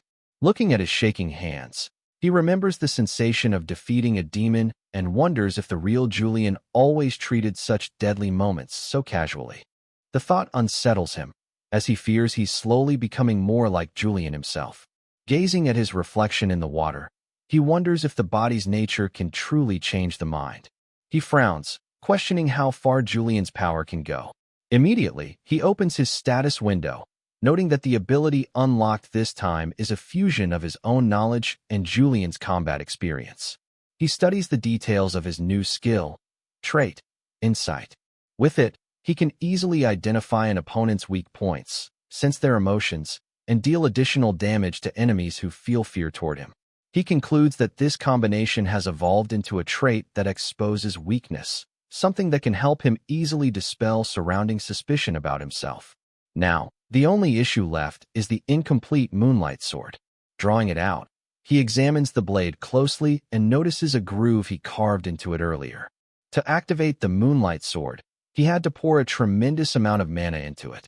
He notes that both its power and stability still fall short of a fully completed moonlight sword. As he cleans the blade, he realizes that everything about it comes down to stability. A faint smile forms on his lips as a new idea crosses his mind. He's thought of the perfect way to fix it. Meanwhile, at the Noble Elders' Council, Haran stands before several cloaked figures. The leader orders him to sit, and he does so, trembling in fear. The leader then asks whether Julian has discovered their plan. Haran finally nods and admits that it appears so. The leader sighs and says he already knew that Haran's incompetence would eventually cause trouble. He adds coldly that if Haran were not from the House of Hyun, his fate would be far worse. Trembling, Haran bows deeply and apologizes to the leader, Lord Oren. Moments later, another member steps forward and informs Lord Oren that Closed Eyes has been acting strangely. They've submitted a new proposal to the Imperial Secretariat. The member explains that the proposal states that from now on, when Closed Eyes conducts its recruitment tests, the instructors will not be held responsible for any accidents. It also declares that even if there are casualties, the instructors shall be considered innocent under the name of the Empire. Lord Oren begins to sweat, while another council member slams his hand on the table, exclaiming that this proposal clearly reflects Julian's will. The other members agree and mock Julian for his arrogance. Then, one of them suddenly speaks up, suggesting that this might actually be an opportunity. Lord Oren looks confused and asks what Lord Hayden means by that. Hayden explains that until now, Julian has always followed Imperial orders without question, but if he's now trying to act independently, he could become a dangerous variable. However, Hayden continues, that very unpredictability could make him more useful than when they exiled him to the Northern Front. He proposes that rather than opposing Julian immediately, they should observe him for the time being. Another member objects, saying that Hayden is basically suggesting they let Julian do whatever he wants. Hayden smirks, nodding confidently, and replies that sometimes the best results come from simply waiting. Meanwhile, Shirhu finally gets to rest in his room after several exhausting days on the mission. He feels completely drained, having poured so much mana into battle. Still, the sight of his redecorated room gives him a sense of peace. He looks around and murmurs that orchids bring calm even to the terrifying body of Julian. His eyes then move to a chest nearby, and he smiles faintly, thinking he gained more than he expected from this mission. Not only did he perform well enough to silence the negative rumors about him, but he also managed to acquire a rare gem that could help him complete the moonlight sword. The idea had come to him when he first saw the resonant stone. He recalls that in this world, ruled by the current Demon King, every material holds mana. The gems produced within the Empire have the highest mana conductivity and capacity, which is why resonant stones are so refined. Taking inspiration from the resonant stone's ability to channel mana, Shirhu begins to think about the connection between himself and his sword. He wonders if there might be a gem capable of serving as a mana conduit. It would need to resonate perfectly with his own mana, and finding such a gem would be no easy task. A sudden knock interrupts his thoughts. Assuming it's time for a meal, he tells the person to enter. Lazarus walks in and greets him respectfully. Shirhu thinks to himself that this guy shows up far too often. Lazarus delivers a message from Ordwin, informing Julian that he must report to the Imperial Secretariat in person regarding the mission. Julian raises an eyebrow and asks if a personal report is really necessary. Lazarus confirms that it is. With a sigh, Julian rises from his seat and instructs Lazarus to return the gems to their original place, regretting that he'll have to postpone completing the moonlight sword. As he prepares to leave, he wonders if the Imperial Secretariat is truly that curious about his condition to summon him personally. Just as he's about to step out, Lazarus calls after him. Julian stops and asks if there's anything else. Lazarus hesitantly asks what he should do with the damaged gems, and Julian casually replies that he should throw them away. Lazarus nods, but internally laments that such fine materials are being discarded so carelessly. When Julian arrives at the Imperial Secretariat, he immediately notes how much more luxurious the building is compared to Closed Eye's headquarters. Approaching the reception desk, he introduces himself and says he's there to meet Lord Hayden Ordwin of the Secretariat. The receptionist informs him that Lord Ordwin is currently in a meeting with another guest who arrived just before him, and asks Julian to wait in the lounge. Sherhu assumes the guest must be someone of higher status than Julian. As he enters the lounge, he looks around and thinks to himself that this place wasn't even featured in the game. The lavish interior impresses him. Then, unexpectedly, he notices a sword resting on a sofa. Curious, he picks it up, wondering why such a weapon is lying around in such a refined place. Examining it closely, he sees that although the sword looks rough and unpolished, it exudes a powerful aura, proof that its wielder possesses great skill. As he studies it further, he notices an inscription engraved on the scabbard. Suddenly, a cold voice from behind orders him to step away from the sword and addresses him as a trespasser. Sherhu instantly recognizes the voice even without turning around. The woman reminds him sharply that the sword was a gift from their master. Turning, Sherhu sees her clearly, the noble daughter of one of the Empire's most prestigious knightly families, House Rondabelle. He immediately recalls who she is, one of Hayden Reich's top disciples, a powerful knight in her own right. In the game, he remembers, this woman met her end at Julian's hands. Her name is Lynn Rondabelle, and as Sherhu studies her closely, he begins to think that she might just be the key to escaping this world. Sherhu remembers that Lynn is also one of Hayden's disciples, and that she's talented enough to one day surpass even Julian. She possesses both beauty and skill, and her elegance combined with strength made her a fan favorite in the game. Even though Sherhu reminds himself that he is Julian, not Hayden, Lynn stares at him coldly. She asks sharply what he was trying to do with her teacher's sword. He calmly replies that he was just looking at it. Then, thinking he might be able to draw some information from her, he decides to taunt her a little. With a smirk, he comments that he didn't expect her to be the type to leave her sword lying around so carelessly. Lynn narrows her eyes and asks if he can't even recognize the sword. She adds that her teacher is not someone who would thoughtlessly carry his blade around the Imperial Palace. Sherhu smiles to himself. She took the bait. He expected as much. She's always been a principled and upright person. Then he says out loud that her teacher must be the sword saint Hayden Reich, who likely arrived here before him as a guest. Lynn frowns and asks what that has to do with him. Sherhu lets out a short laugh, replying that he's just curious since Hayden used to be his teacher too. Meanwhile, he thinks to himself that he needs to test how much hatred Lynn truly feels toward Julian. Lynn grips the sword tightly, trembling with anger, and demands how he dares to say something like that. Her face turns red with fury, and Sherhu senses a strong wave of emotion radiating from her, exactly as he expected. He admits internally that he provoked her on purpose and even feels the urge to apologize on Julian's behalf. But before he can say anything, the door suddenly opens. An attendant steps in, informing Lynn that she's been summoned to the secretary's office. Lynn turns to leave, giving Julian a curt farewell and coldly saying that she hopes they never see each other again. Then the attendant adds that Julian has also been called. Both Lynn and Sherhu freeze for a moment. Quickly regaining his composure, Sherhu decides to act cool like Julian would. With a faint smirk, he tells Lynn not to be so cold toward him, reminding her that they share the same teacher. Lynn glances back at him with visible embarrassment but remains silent. Sherhu thinks to himself that soon he'll be meeting that very teacher, the legendary sword saint Hayden Reich. Lynn glares at him one last time and warns him not to ever mention her teacher's name again. Half excited and half nervous, Sherhu can hardly contain his anticipation. He's about to meet his favorite character from the game, but this time, while trapped inside the body of the man who once betrayed that very person. At the Imperial Secretary's office, the clerk greets both Lin and Julian respectfully. He mentions that he's heard rumors that Julian single-handedly defeated a two-horned demon. Julian gives a faint laugh and brushes it off casually, saying it was merely a good warm-up. Lin rolls her eyes and asks where her teacher is. Sure who? Meanwhile, quietly admits to himself that he's also eager to meet Hayden. However, the clerk informs Lin that Hayden has already left after assigning her a new mission. Then he turns to Julian and says that Hayden specifically requested that Julian accompany her. Lin immediately protests, saying she refuses to work with this traitor. The clerk, however, explains that Hayden insisted someone from the Empire accompany her, and since Julian happens to be present, he's the most suitable choice.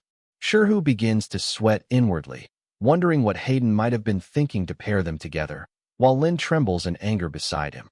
The clerk laughs softly and hands them a document, stating that their mission is to investigate the capital slums. Sherhu decides to keep up his act as Julian since he has no better option. With a mocking tone, he scoffs at the idea of investigating the slums. The clerk calmly explains that according to reports, demons have been sighted there, and the people living in the slums are against direct involvement from the imperial family. That, he says, is precisely why this mission is perfect for Julian and Lin. Both are affiliated with the imperial family, but not directly a part of it, since Julian belongs to Closed Eyes and Lin to the Night Academy. Sherhu recalls that the slums are home to the remnants of nations that were forcibly annexed by the Empire. The people there hail from different lands and are forbidden from entering imperial territory. Naturally, they harbor deep resentment toward the imperial family. That's why Closed Eyes, known for its neutrality, is being sent in their stead. He thinks further that if Lin manages to outperform him during this mission, it could pave her way to becoming the next Sword Saint. Internally, he admits that working alongside her isn't ideal for him, but he can't refuse the order. Finally, Julian acknowledges the order and accepts the mission without complaint. Lin, however, yells that she refuses, and Sherhu can't help but feel a twinge of envy toward her for being able to reject something he has no choice but to obey. The clerk calmly explains to Lin that this mission was personally assigned to her by her teacher, the Sword Saint Hayden Reich. Hearing this, Julian immediately asks if she intends to go against her teacher's will. After taking a moment to think, Lin reluctantly agrees to accept the mission. Sherhu predicts that she'll likely keep a close eye on the traitor Julian throughout their journey, but unfortunately, he doesn't yet have the strength to resist her scrutiny. He sighs inwardly, wishing he had a gem that resonated perfectly with his mana. Then, suddenly, his eyes catch something. Lin is wearing a gemstone pendant around her neck. He feels a strange energy radiating from it and immediately asks her about it. Lin looks startled but replies that it's a moonstone. Unexpectedly, the moonstone begins to glow softly, reacting to Julian's presence. Lin's eyes widen as she demands to know what his intentions are, noting that the stone lit up on its own. Julian gives a small laugh and casually says it just looks nice. However, internally, he realizes that even for a brief moment, the moonstone resonated with his mana and absorbed it. He never expected to find an answer this easily and decides right then that he must somehow obtain this gemstone. Later, Julian visits a gemstone shop, where the shopkeeper greets him warmly and asks what he's looking for. Removing his cloak, Julian explains that he needs a gemstone capable of resonating with his mana and specifically asks if they have any moonstones. The clerk repeats the word thoughtfully before shaking his head.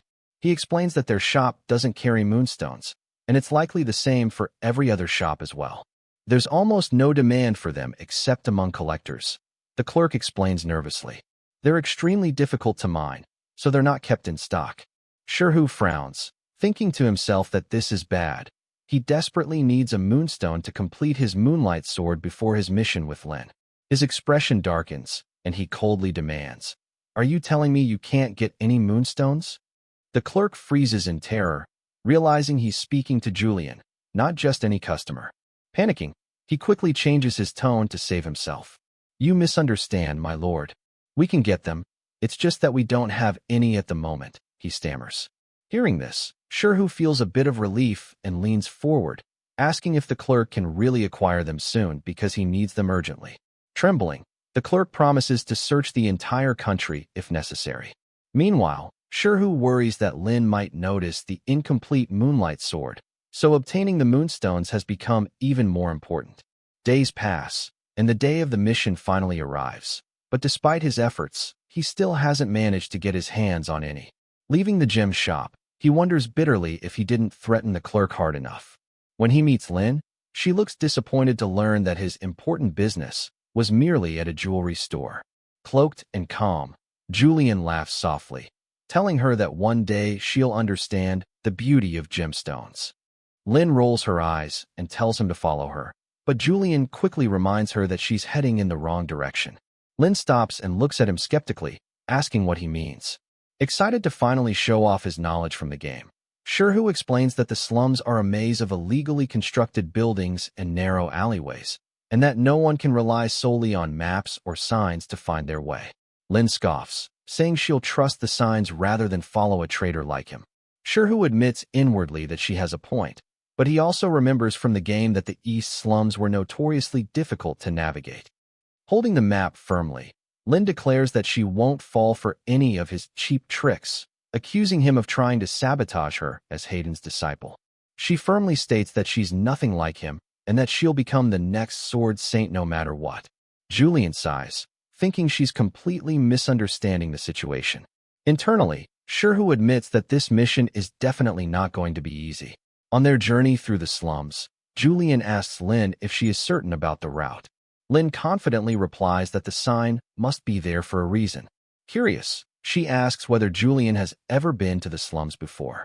Shirhu briefly wonders how to respond, but instead tells her to guess, which makes Lin think he is avoiding the question. When she asks how he knows the way around, Julian sarcastically claims it is just intuition. Lin pauses, then suggests they go separate ways. Julian immediately reminds her that the Imperial Order requires them to travel together and teasingly asks if Hayden matters more to her than the Empire. Angered, Lin warns him not to speak her teacher's name with disrespect.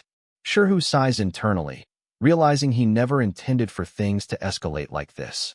At the same time, Lin clenches her fists, admitting to herself that Julian is far stronger than her. She recalls how others often compare them and resolves to prove she is worthy of becoming the successor of the Sword Saint during this mission. A few minutes later, Lin suddenly freezes when she notices a sign labeled 011C. Julian asks what is wrong, but she dismisses it. Soon she discovers several incorrect signs and begins to panic, realizing that Julian was right. The map is wrong. Eventually, they arrive at 01A, the same place they started. Lin is stunned, while Julian laughs and points out that they have returned to the beginning. At that moment, a mercenary approaches and asks if Lin is lost. He offers to guide them through the area. Lin agrees. The man introduces himself as Baden, and Lin tells him her name is Lin Rondabelle. Hearing that she belongs to the Rondabelle family, Baden becomes excited, believing he has found a valuable opportunity. When Julian tries to introduce himself, Baden interrupts, saying he does not care and simply tells them to follow him. Shirhu feels the name Baden sounds familiar but cannot place it, so he assumes the man is unimportant. Baden leads them into an inn, then decides to ambush them. Sweating, Baden reassures himself that his strongest underlings are present and that they can handle the situation. Meanwhile, Julian holds a dagger in his hand, asking if they truly want to fight him. One of Baden's men charges forward, but Julian instantly grabs him. Another attacker rushes from behind, yet Julian slams the first man into him, knocking both of them down within seconds. Seeing this, Lin draws her sword and demands to know what is happening. The remaining men begin trembling after witnessing Julian's strength. With a cold expression, Julian points the broken dagger toward Baden and warns that he has no intention of causing trouble. As Baden trembles, Julian observes the room and realizes everyone there works under him. Julian then asks why Baden interrupted him earlier and orders him to tell his men to stand down. If they refuse, he warns, he will teach them a lesson right here and now.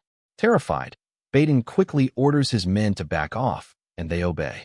Julian lowers the dagger and calmly tells Baden that if he answers honestly, he will give him a chance to turn himself in. Stuttering in fear, Baden repeats Julian's words. Julian advises him that surrendering is far better than losing his life. With a faint, chilling smile, Julian asks Baden to decide. Trembling, Baden finally mutters that he will turn himself in. A short time later, Julian explains that he suspected something the moment Baden offered to guide them through the slums, though he did not expect him to be connected to a criminal group. At first, Julian assumed Baden was just a petty thug, but he admits they still managed to obtain some useful information from him. Meanwhile, Lynn quietly blames herself for failing to judge Baden's intentions. Julian tells her that it is understandable, since she grew up protected and rarely dealt with people like that.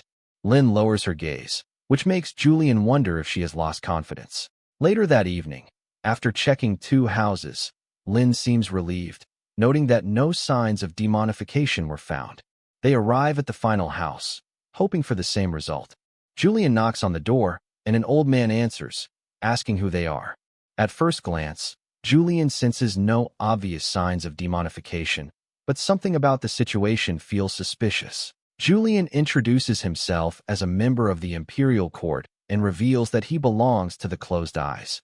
Hearing this, the old man freezes in shock and quickly demands that they leave. As he tries to shut the door, Julian stops him, pushes the door open, and the old man stumbles to the ground. Julian calmly thanks him for his cooperation, while Lynn demands an explanation. As they enter the house, Julian warns Lynn that being too naive could one day put her in danger. Lynn reminds him that they are here to investigate, not raid homes, and questions whether the Imperial Court would approve of his actions. Julian replies that the court only cares about results. While observing the room, he notices that the old man was preparing a meal. Records show that he lives with his son, yet the table is set for 3 people. The old man quickly claims he is expecting a guest. However, Julian notices that the soup is unusually thick, suggesting something has been mixed into it, and the old man begins to panic. In desperation, he rushes to the locked door and unlocks it, shouting for his son to run away. But the moment the door opens, the truth is revealed. His son has already transformed into a demon. Lynn charges forward, determined to confirm whether a human truly turned into a demon. She swings her sword, but the demon strikes back and sends her sliding across the floor. Julian watches carefully and realizes this is Lynn before her awakening, which explains why she asked about mana earlier. If she continues fighting like this, she could be in serious danger. Julian steps forward, but Lynn protests, saying she does not need help. He reminds her that this mission belongs to both of them, and that he cannot allow the Sword Saint's student to be harmed, especially when it might cause unnecessary rumors. Shirhu thinks about his incomplete moonlight sword technique, but knows he must avoid revealing too much. As the demon lunges toward him, he activates Trade Insight, studies the creature's weakness for a moment, and then strikes with precise accuracy. After landing a strike on the demon, Julian assumes it has been weakened enough for Lynn to finish it. However, the creature quickly recovers. Realizing this, Julian tells Lynn to keep the demon occupied so he can strike again. Lynn shouts back that she is barely holding on. In a desperate move, she grabs a bowl of soup and throws it at the demon's face. The creature momentarily loses its composure as it tries to clear its vision. Seizing the opportunity, Lynn gathers all her strength into a single strike. But before she can attack, the demon suddenly grabs her. Lynn realizes the demon likely tracked her through her scent. Ashamed, she thinks about how she failed to distract the monster and feels unworthy of facing her teacher again. Julian shouts her name in alarm. Activating his skill, he focuses his energy into his blade while acknowledging Lynn's effort. Blue lightning spreads across the demon's body, and with a sharp smile, Julian delivers a decisive strike. The blow forces the demon to release Lynn. As she lands, Lynn stomps down on the creature, and together they finish the fight. The demon collapses to the floor, defeated. Lynn is stunned that Julian managed to defeat the demon without even using his moonlight sword. Julian casually claims the enemy was not worthy of that technique, though Shirhu wonders if his remarks sounded convincing. Later, the two return to the Imperial Palace. Julian quietly feels relieved that the mission has ended. Shirhu assumes she no longer suspects him. Suddenly, Lynn stops and tells Julian to take full credit for the mission since she believes she contributed nothing. Julian dismisses the idea and teasingly remarks that she truly did little against the demon, which only irritates her further. Lynn openly admits that she dislikes him, and Julian simply smirks, noting that she is no longer hiding it. Remembering her master's teachings that great power carries great responsibility, Lynn acknowledges that Julian's strength is impressive. However, she criticizes how he used that power against civilians earlier, saying she now understands why her master abandoned him. According to her, Julian lacks restraint. Julian lifts his head and replies with a smirk that restraint is a coward's weapon. Lynn quickly asks if he is calling her master a coward. Julian calmly answers that he is not a particularly eloquent person, but unlike pure nobles, he does not intend to live his life bound by restraint. He tells her that people like him exist in this world as well. His blunt response leaves Lynn speechless. Julian then walks ahead, jokingly thanking her for giving him the credit for the mission. Watching him leave, Lynn sighs, realizing she still cannot understand him. To her, restraint is a virtue every knight should possess, not just nobles. Just then, she notices her Uncle Urgin waiting in a carriage. Seeing that she looks exhausted, he offers her a ride back. Lynn accepts, and the carriage soon begins moving. Inside, Urgin asks whether the mission went well. Lynn awkwardly replies that they managed to complete it and thanks him for the ride. Urgin then asks about the man who was with her. Lynn explains that he was Julian from the Closed Eyes. Urgin says the name sounds familiar and reveals that the Elders Association has recently been on alert because of Julian's actions. There are even rumors that Julian threatened the association through the imperial court. Lynn sighs as Urgin dismisses the idea, saying it sounds like the kind of trouble expected from someone of a collateral noble line. He warns her to keep her distance, calling Julian a dangerous person. Urgin also mentions that since Lynn has become Hayden's successor, Julian may not be as strong as the rumors suggest. However, Lynn firmly disagrees. Despite her frustration, she admits that Julian is indeed powerful. Meanwhile, at the headquarters of the Closed Eyes, Ordwin confronts Julian and asks what trouble he has caused this time. Julian is confused when he is suddenly summoned by Captain Ordwin. On the way there, he worries about the reason behind the meeting, since he has done many questionable things while pretending to be Julian, and he can't even remember all the mistakes he might be blamed for. When he arrives, Captain Ordwin lets out a long sigh and begins explaining the situation. She reveals that a criminal named Baden, someone the organization known as the Shut Eyes has been searching for, has unexpectedly turned himself in.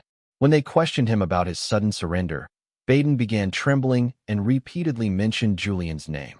This surprises everyone because Julian's mission had only been to investigate the demons in that region. Hearing this, Julian feels relieved that the matter only concerns Baden. He quickly denies having any connection to the incident, although Captain Ordwin remains suspicious and believes Julian must have done something to cause it. In the end, she decides not to pursue the matter further and simply tells him to collect his payment and leave. Julian happily takes the documents, especially since he has been running low on money. As he walks away, he remembers receiving a letter from a jeweler earlier, informing him that he still didn't have enough funds to pay for the moonlight stone he wanted. Curious, Julian checks the payment details to see if it will finally be enough. The moment he reads the document, he is shocked to discover that the payment is 11,000 nars. Since nars are roughly equal in value to dollars, that means he just received about $11,000. Julian is amazed by the amount, and he becomes even more surprised when he learns that this payment is actually lower than usual because he had been away for so long. At first, he briefly wonders if Captain Ordwin might not be very good with finances. However, as he carefully reviews the document, he notices multiple deductions listed under subscriptions, maintenance costs, and various installment fees. After everything is subtracted, Julian is left with only 900 nars. At that moment, he realizes the truth. It isn't Captain Ordwin who is bad with money. The one with terrible financial habits is actually Julian himself.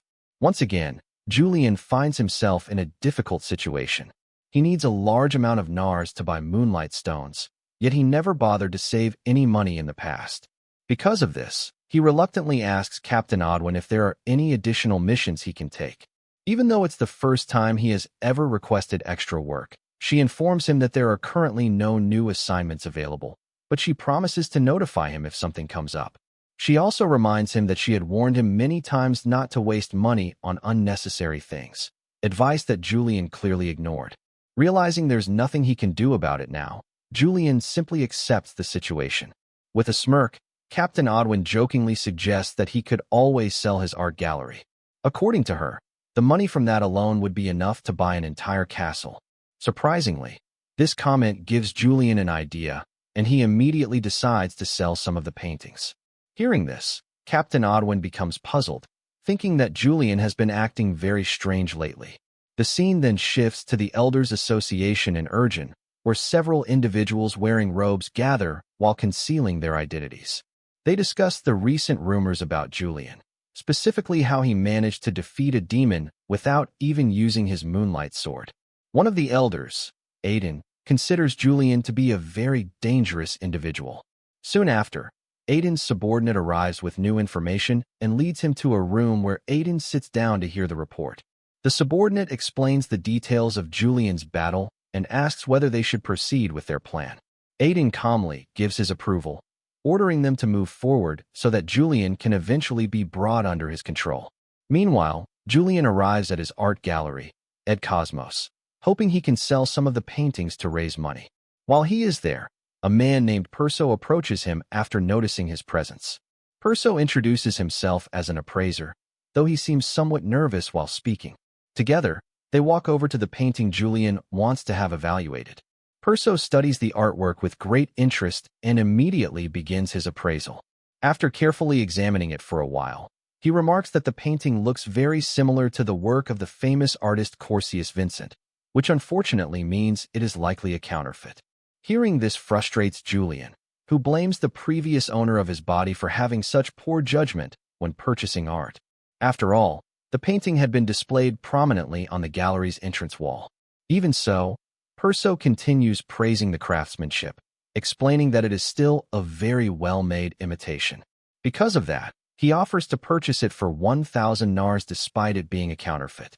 Although it's a decent offer, the amount is still far from enough for Julian to buy all the moonlight stones he needs. Even so, Julian agrees to sell the painting, and Perso goes to prepare the contract. Just as the deal is about to proceed, Eileen suddenly arrives and stops Julian, urging him to reconsider. In her opinion, the painting might actually be the genuine artwork. Hearing Eileen's claim, Julian asks why she believes the painting is genuine. Eileen calmly explains that there is no painter in the Empire capable of producing oil paintings at such a high level. Her words immediately send a chill through Perso. To prove her point, Eileen lifts the painting and points to the signature in the corner, confidently stating that it is unquestionably the signature of Corsius. The moment Perso sees the signature, he turns pale with fear, realizing that he overlooked a crucial detail during his appraisal. Julian, however, becomes furious, believing Perso had tried to deceive him. Trembling, Perso collapses to the ground and repeatedly apologizes. Just as Julian's anger begins to escalate, Eileen quickly steps in and begs him to stop. She reminds him that even professional appraisers can make mistakes, and that errors are a natural part of being human. Julian then realizes that, in his frustration, he unintentionally threatened Perso and nearly lost control of his temper. Not wanting to create a public disturbance, he calms himself and regains his composure. He then asks Perso whether the price of the painting will change now that its true value is clear. Perso immediately bows his head again and apologizes, explaining that his gallery simply cannot afford to purchase such an expensive piece. Hearing this, Julian places a hand on Perso's shoulder in a way that makes the man even more nervous. At this point, Julian finds himself in a difficult situation and begins wondering what he should do with the painting. Seeing his dilemma, Eileen sighs and decides to help. She offers to introduce Julian to someone who regularly buys paintings created by Corsius. Julian appreciates the offer, but Eileen explains that she has two conditions. First, she asks Julian not to punish Perso for the mistake. Julian agrees immediately, since he had no intention of harming him anyway. Her second condition is that Julian must help her with a certain matter. Since he currently has no active missions, Julian agrees without hesitation. The two finalize their agreement with a handshake. However, Eileen makes it clear that she isn't helping him simply out of kindness. She is only returning the favor for when he saved her in the past. Afterward, Julian asks what kind of assistance she needs. Eileen then takes him to the academy and explains the troubling situation that has been occurring there. Recently, several security guards have been attacked during their nighttime patrols, and rumors have spread among the students that ghosts are responsible. Eileen believes the ghost stories are simply rumors created by students. Eileen shares her own theory. She believes a demon may be hiding somewhere inside the academy. Normally, the academy is heavily protected against demons, but she suspects that some may have slipped inside during a period when the resonance stones were being handled. Because the situation has become increasingly dangerous, fewer people are willing to work as security guards. Eileen initially wanted to resolve the problem herself, but after realizing how complicated it might be, she decided to ask Julian for help. While they are discussing the situation, another professor arrives and immediately begins belittling Eileen. He greets Julian politely but deliberately ignores her, claiming they are not close enough to warrant a greeting. He also criticizes her for bringing such a busy and well-known person like Julian to handle what he considers a minor issue. In response, Eileen calmly explains that her goal is to ensure the academy remains a safe place for all students. That is precisely why she asked Julian for assistance, since he is highly skilled at dealing with demons. The professor responds with a mocking tone, telling her to work harder since she comes from a collateral noble line. Eileen smiles and fires back with her own remark, pointing out that the professor barely passed his recent thesis review. If he has time to interfere in her work, she suggests he should focus on improving his research instead. Her response makes the professor visibly angry, and he continues insulting her background. Eileen grows irritated, but before the argument can escalate further, Julian suddenly draws his sword and charges forward. His sudden action startles Eileen, and for a moment she wonders if he became angry because the professor insulted her. She quickly tries to calm him down, but Julian isn't aiming at the professor at all. Instead, he swings his blade toward the wall, smashing it open and forcing several hidden demons to reveal themselves. The professor panics at the sight of the creatures as Julian swiftly begins defeating them. During the chaos, one of the demons jumps onto the professor's back. Watching the scene unfold, Julian smiles and makes a pointed remark. Demons, he says, do not care whether someone belongs to a collateral noble line or not. If the professor cannot handle the situation himself, then he should swallow his pride and ask Julian, a noble from a collateral line, for help. Julian quickly finishes off the remaining demon, but the situation suddenly changes. The scattered fragments of the demons begin gathering in one place, merging together and revealing their true form. From Julian's perspective, however, they are nothing more than a group of weak creatures trying to survive by combining their strength. The fused demons immediately charge toward him. Julian calmly swings his sword and strikes it in a single move, seriously injuring the creature. Taking advantage of the moment, Julian rushes forward again and takes down the weakened monster. Once the situation is resolved, Eileen uses her magic to repair the wall that Julian broke during the fight. After finishing, she turns to him with curiosity and asks how he managed to locate the demons so quickly. Julian refuses to reveal the secret. In truth, he had noticed a strange color behind the professor while using the ability known as the color of negation. However, he knows that explaining something related to the game-like system would only confuse her, so he decides to keep it to himself. Afterward, Eileen admits that she once believed Julian looked down on people from collateral noble lines. But after what she just witnessed, she realizes that he might actually be one of them. Since Julian doesn't remember much about his past behavior, Eileen reminds him that he once insulted her by calling her Donatian's halfling. She finds it surprising that he is now defending the collateral line when he previously spoke so harshly about it and only seemed to care about advancing his career. The memory reminds her of how Julian acted during their academy days. Eileen then remarks that Julian might never have experienced being looked down upon, since most people are too intimidated by him to treat him that way. For her, however, dealing with such treatment has always been part of everyday life. Julian responds calmly. He also admits that what he said to her in the past was wrong. Hearing this unexpected acknowledgement makes Eileen blush slightly. Thinking that Julian has just apologized to her, she awkwardly thanks him, which leaves Julian somewhat confused. With the wall fully repaired and Julian having fulfilled his promise to help, Eileen decides it is time to keep her end of the deal. She offers to introduce him to the person who regularly purchases paintings created by Corsius.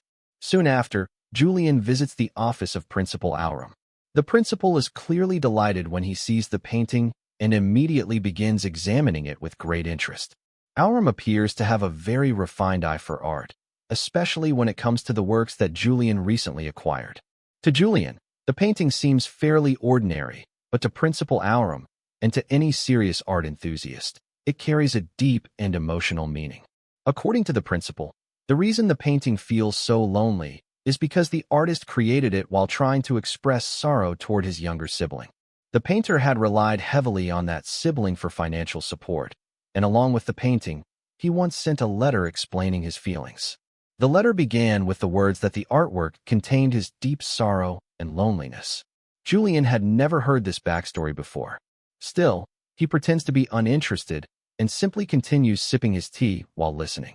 At the same time, Julian quietly observes Principal Aurum while using the color of negation. However, he notices that the principal seems somewhat suspicious of him. This makes Julian wonder about the reason behind that reaction. Based on Eileen's confidence and the way Principal Aurum carefully analyzed the painting, there is no doubt in Julian's mind that the artwork is genuine. The question now is why the principal seems to be looking at him so cautiously. Principal Aurum finally reveals the reason behind his cautious attitude. He admits that he is suspicious about whether Julian truly understands the value of paintings. From the way Julian arrived so suddenly, the principal feels that he might simply be trying to sell the artwork quickly for money. Aurum explains that he could easily pay the full price for the painting, but he would prefer to buy it from someone who genuinely appreciates its artistic value. Surprisingly, hearing this actually relieves Julian. He realizes that if he simply sells the painting without demonstrating any knowledge about it, he might not receive a fair price. Thinking back, Julian recalls that the painting might be a posthumous work. With that in mind, he explains to Principal Aurum that Corsius passed away shortly after completing this piece, which is what makes the painting particularly meaningful. The artwork is closely connected to the artist's final moments. Hearing this, Principal Aurum looks visibly relieved and confirms that Julian's explanation is correct. This realization convinces Aurum that Julian is indeed knowledgeable about art, so he sincerely apologizes for doubting him earlier. With the misunderstanding resolved, the two begin discussing the price of the painting. Principal Aurum first offers 40,000 nars. However, Julian believes the artwork is worth more, so he carefully continues the negotiation. Taking the initiative, Principal Aurum suddenly raises his offer by an additional 100,000 nars. The massive increase shocks Julian, who had been thinking in a completely different price range. The new amount is far more than he expected, so he quickly accepts the offer. At that moment, Julian remembers how the gallery appraiser had claimed their entire treasury would not be enough to afford the painting. Now, he realizes that the man was telling the truth. Sometime later, Eileen enters the principal's office, and Aurum politely invites her to sit down. The two begin discussing the recent Old Chase incident, and Eileen confirms that the situation has already been handled. Using magic, Principal Aurum prepares a cup of coffee for her before asking if she encountered any difficulties during the process. Eileen chooses not to mention the professor who caused trouble earlier. Principal Aurum then apologizes for assigning her such a task. Before continuing, he asks her to keep the next piece of information confidential. He reveals that the incident involved interference from a group known as the Dawn Society. This revelation shocks Eileen, and she immediately asks why such a group would target the academy. Even Aurum admits that he does not fully understand their motives, but there is clear evidence of their involvement.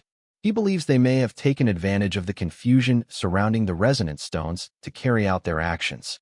Because of this, Principal Aurum has decided to keep the matter hidden from the students in order to avoid spreading unnecessary fear.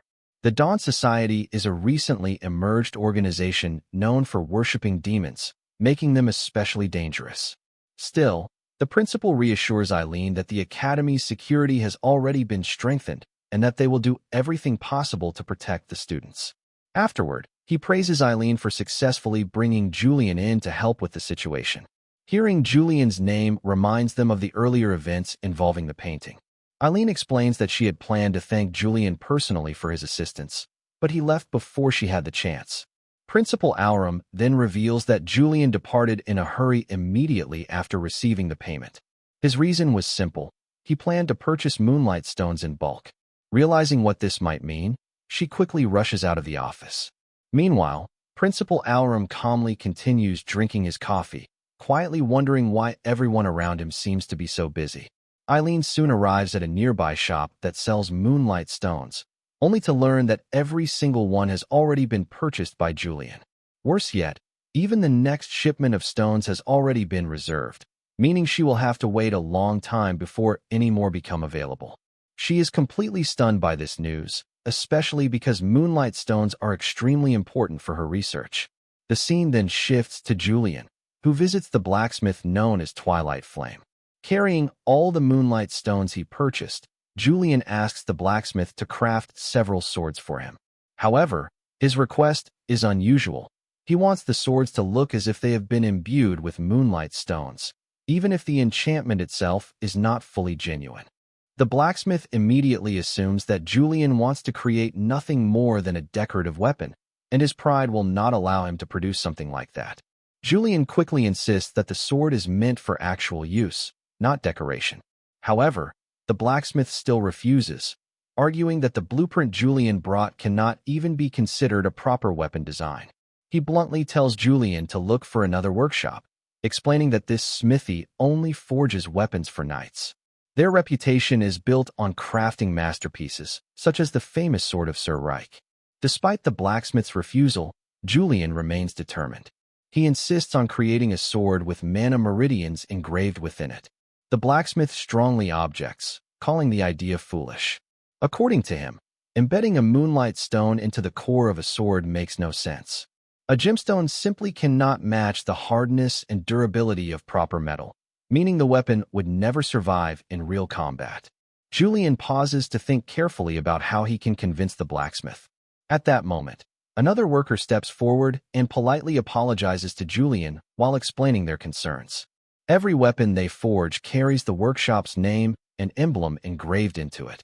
If a sword they created were to break easily, it would damage the reputation of the entire smithy. This leaves Julian in a difficult position. He specifically came here because this workshop forged the sword of Hayden Reich, and he wants his weapon made by the same craftsman. Trying to reassure them, Julian claims he will make sure the sword does not break easily. Unfortunately, this statement only irritates the blacksmith even more, since he believes such a promise is impossible.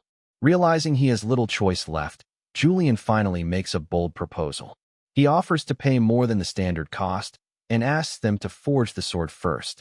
If the weapon breaks during testing, he promises that he will not ask for the money or the moonlight stones to be returned. Seeing how confident Julian is, the blacksmith reluctantly agrees to take on the challenge. Several days later, the sword is finally completed by the workshop's most skilled craftsmen. The process was far from easy, and they failed multiple times before successfully forging the weapon. Even after finishing it, however, the blacksmiths still doubt that it can function as a real weapon. Julian, on the other hand, senses something different the moment he grabs the sword. A notification appears in his mind, informing him that a sword technique has been activated. To test the weapon properly, they head to the training ground. By the time they arrive, the area is already crowded with curious spectators who came to witness the unusual test. The blacksmith prepares a special piece of armor for the demonstration. The armor is about 1 centimeter thick, essentially a solid block of steel designed to prove whether the sword can truly withstand combat conditions.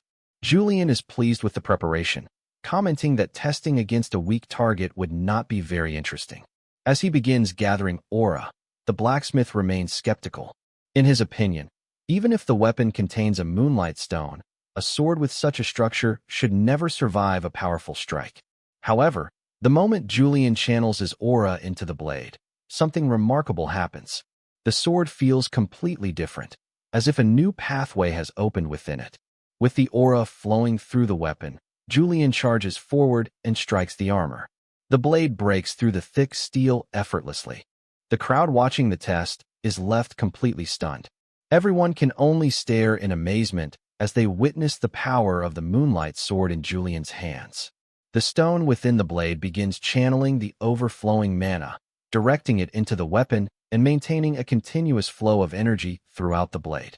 Julian feels a surge of excitement as he finally experiences what a true moonlight sword is capable of. Among the spectators, a blonde-haired girl carefully observes the shattered armor, noticing how cleanly it was broken down without Julian even appearing to struggle. With a satisfied smile, Julian turns back toward the blacksmith and confidently asks what he plans to do now. In the very next moment, Julian unlocks a new trait that evolves his incomplete moonlight sword into a true moonlight sword. He pours a significant amount of aura into the blade, yet when the energy settles, the weapon remains completely unharmed. Not even a single scratch appears on it. At last, Julian has successfully acquired a genuine moonlight sword. Seeing the results, the blacksmith has no choice but to admit his mistake. He apologizes to Julian for doubting him earlier. Even so, he asks Julian to use the weapon carefully, reminding him that if the sword were ever to break, the reputation of the entire smithy would suffer as well. Julian nods in agreement, takes the sword, and leaves the workshop with the promise that he will handle it responsibly. Not long after Julian departs, Hayden arrives at the blacksmith shop and is shocked to see the results of the test. Rina, who is with him, is equally surprised. The armor used during the trial was broken apart so cleanly that its pieces lie scattered across the ground. However, Hayden notices something unusual. He cannot sense Julian's aura lingering on the fragments. Even so, Hayden praises Julian's skill.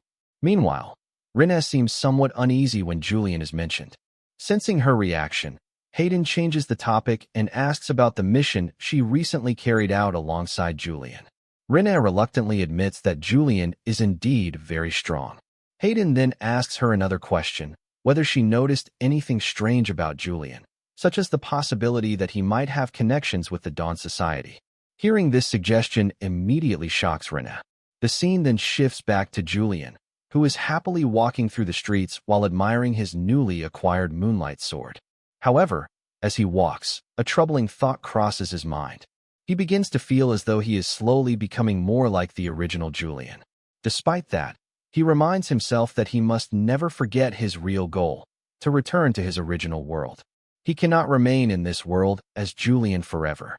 At the same time, he remembers that the story of this world has a predetermined ending. In that ending, Hayden is meant to stop the demon god, not by defeating Julian, but through his own destiny. Julian knows he must prevent the events from unfolding in a way that would lead to his own death. As he thinks about the future, he realizes that it is about time for the Dawn Society to make their appearance. The Dawn Society is a dangerous, heretical organization that will stop at nothing to resurrect the demon god, Barbados. They are the sworn enemies of Hayden and Rina. For Rina in particular, the conflict is deeply personal, since her father was killed by members of the Dawn Society. As expected, Julian intends to eventually ally himself with Hayden's faction. However, he knows that gaining their trust will not be easy. Because of this, he briefly considers infiltrating the Dawn Society, just as the original Julian once did, in order to gather valuable information. Unfortunately, Julian has no idea how he would even begin to approach such a group. Suddenly, Julian senses that someone is watching him. One of his traits activates, allowing him to detect the presence of mana nearby. Without hesitation, he calmly calls out, telling the hidden observers to come out because he has already noticed them. A moment later, two figures step forward from the shadows, revealing themselves. Julian immediately recognizes the woman standing before him. She is a powerful mage who specializes in black magic, Eleanor de Michel, a bishop of the Dawn Society. As one of Hayden's sworn enemies, her presence alone is extremely dangerous. Even so, Julian calmly greets both her and the man standing beside her. His composure makes Eleanor smile as she steps forward and openly reveals herself. Julian pretends that he already knows why she came to meet him, but in truth, he is only bluffing. Eleanor, however, is not interested in games. She reminds Julian that she has been waiting a long time for his answer. Julian tries to stall, asking for more time to think things over. Unfortunately for him, Eleanor immediately refuses. She points out that Julian was the one who contacted the Dawn Society first, expressing interest in joining them. Hearing this sends a wave of panic through Julian. He realizes just how far the original Julian had already taken things before he took over this body. At this point, Cleaning up the mess left behind by the original Julian has practically become part of his daily routine. In the original storyline, Julian would eventually be defeated by Hayden and then seek the power of demons before joining the Dawn Society. But Julian knows that path leads to disaster, and he has no intention of following it, at least not now. Using his quick thinking, Julian begins carefully guiding the conversation. However, as they talk, he notices that Eleanor is suspicious of him. She seems to suspect that Julian might actually be trying to infiltrate the Dawn Society in order to destroy it from within, especially since he is known as a loyal servant of the Imperial family. Julian knows that joining the Dawn Society right now would be extremely dangerous. If the Imperial Court were to discover his connection with a demon-worshipping organization, it would immediately lead him toward the worst possible outcome.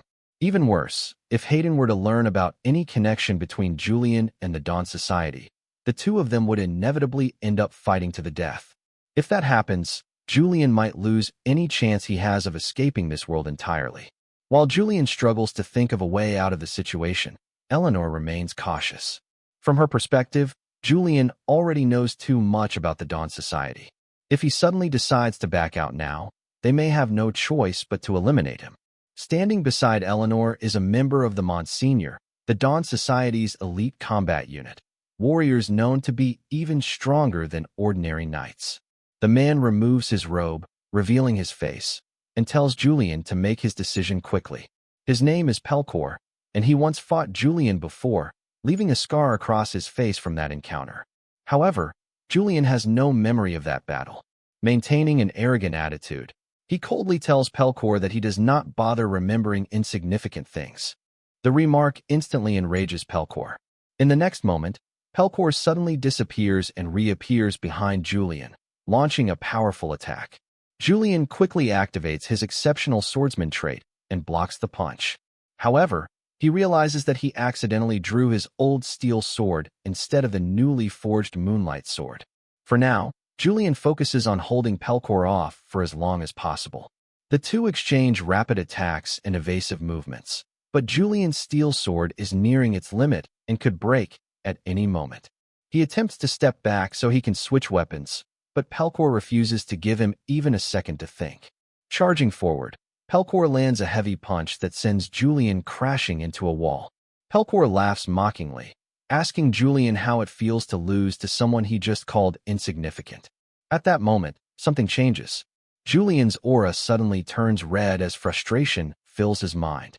He can't help but think about how he is constantly forced to deal with the problems left behind by the original Julian. Eleanor immediately senses that something is different about him. Julian's emotions have reached their peak, and as a result, his unique trait, open eyes, activates. With a faint smirk on his face, Julian slowly draws his sword. Eleanor immediately senses that something in the atmosphere has changed. Pelor also notices the unfamiliar blade and arrogantly declares that he will break it.